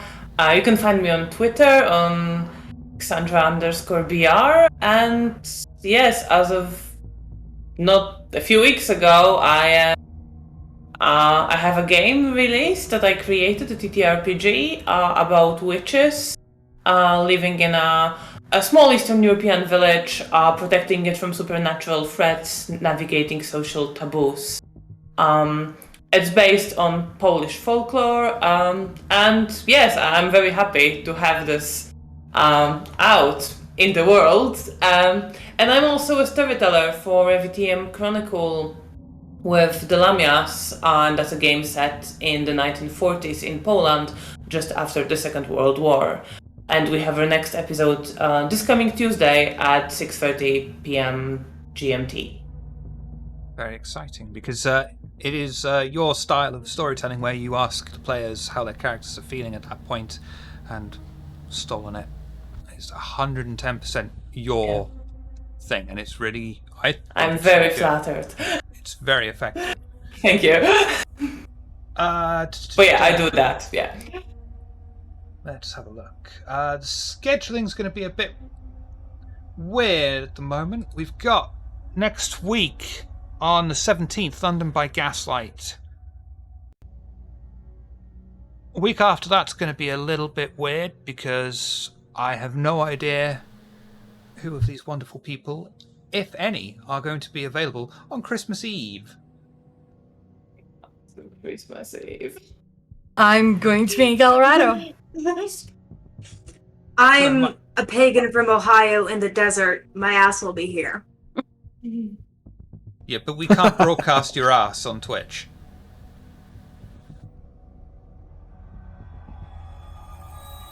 Again, join me for Bahari Games. You'll see lots of asses, just not mine, but asses that I create. And they are some asses. Let me tell you, the asses are real. Okay. So we'll work out some sort of scheduling. I can branch for that. off in so many ways, but we're live. Love you, Shiv. We'll work out some sort of scheduling around there. We've got a Wraith one shot again because Christmas coming up again at some point. It's all got to be worked out with scheduling. I know that December is a complete nightmare for absolutely everyone except me because we don't do Christmas in this fucking country. But we'll see. We shall see what happens. I believe the next episode of Oxford by Night will be the last in the current season. And we'll see what happens after that. It could be, it might not be. We'll see how it goes. But then, New Year, all sorts of higgledy-piggledy things will be happening. But we shall see. And check out the Twitter to find out what is happening, or join the Discord, links down below. It came to my attention recently, people don't know that we have a merch store, but we have a merch store, linky down below. I didn't once even again- know that. I didn't know that. Yeah, shame on you. Hi, but- I read panels. Thank you all for coming, thank you for watching. We shall go raiding on Lost Tribes Gaming, who are playing Vampire the Masquerade. Never heard of it, but we can't go until Junie, says the line.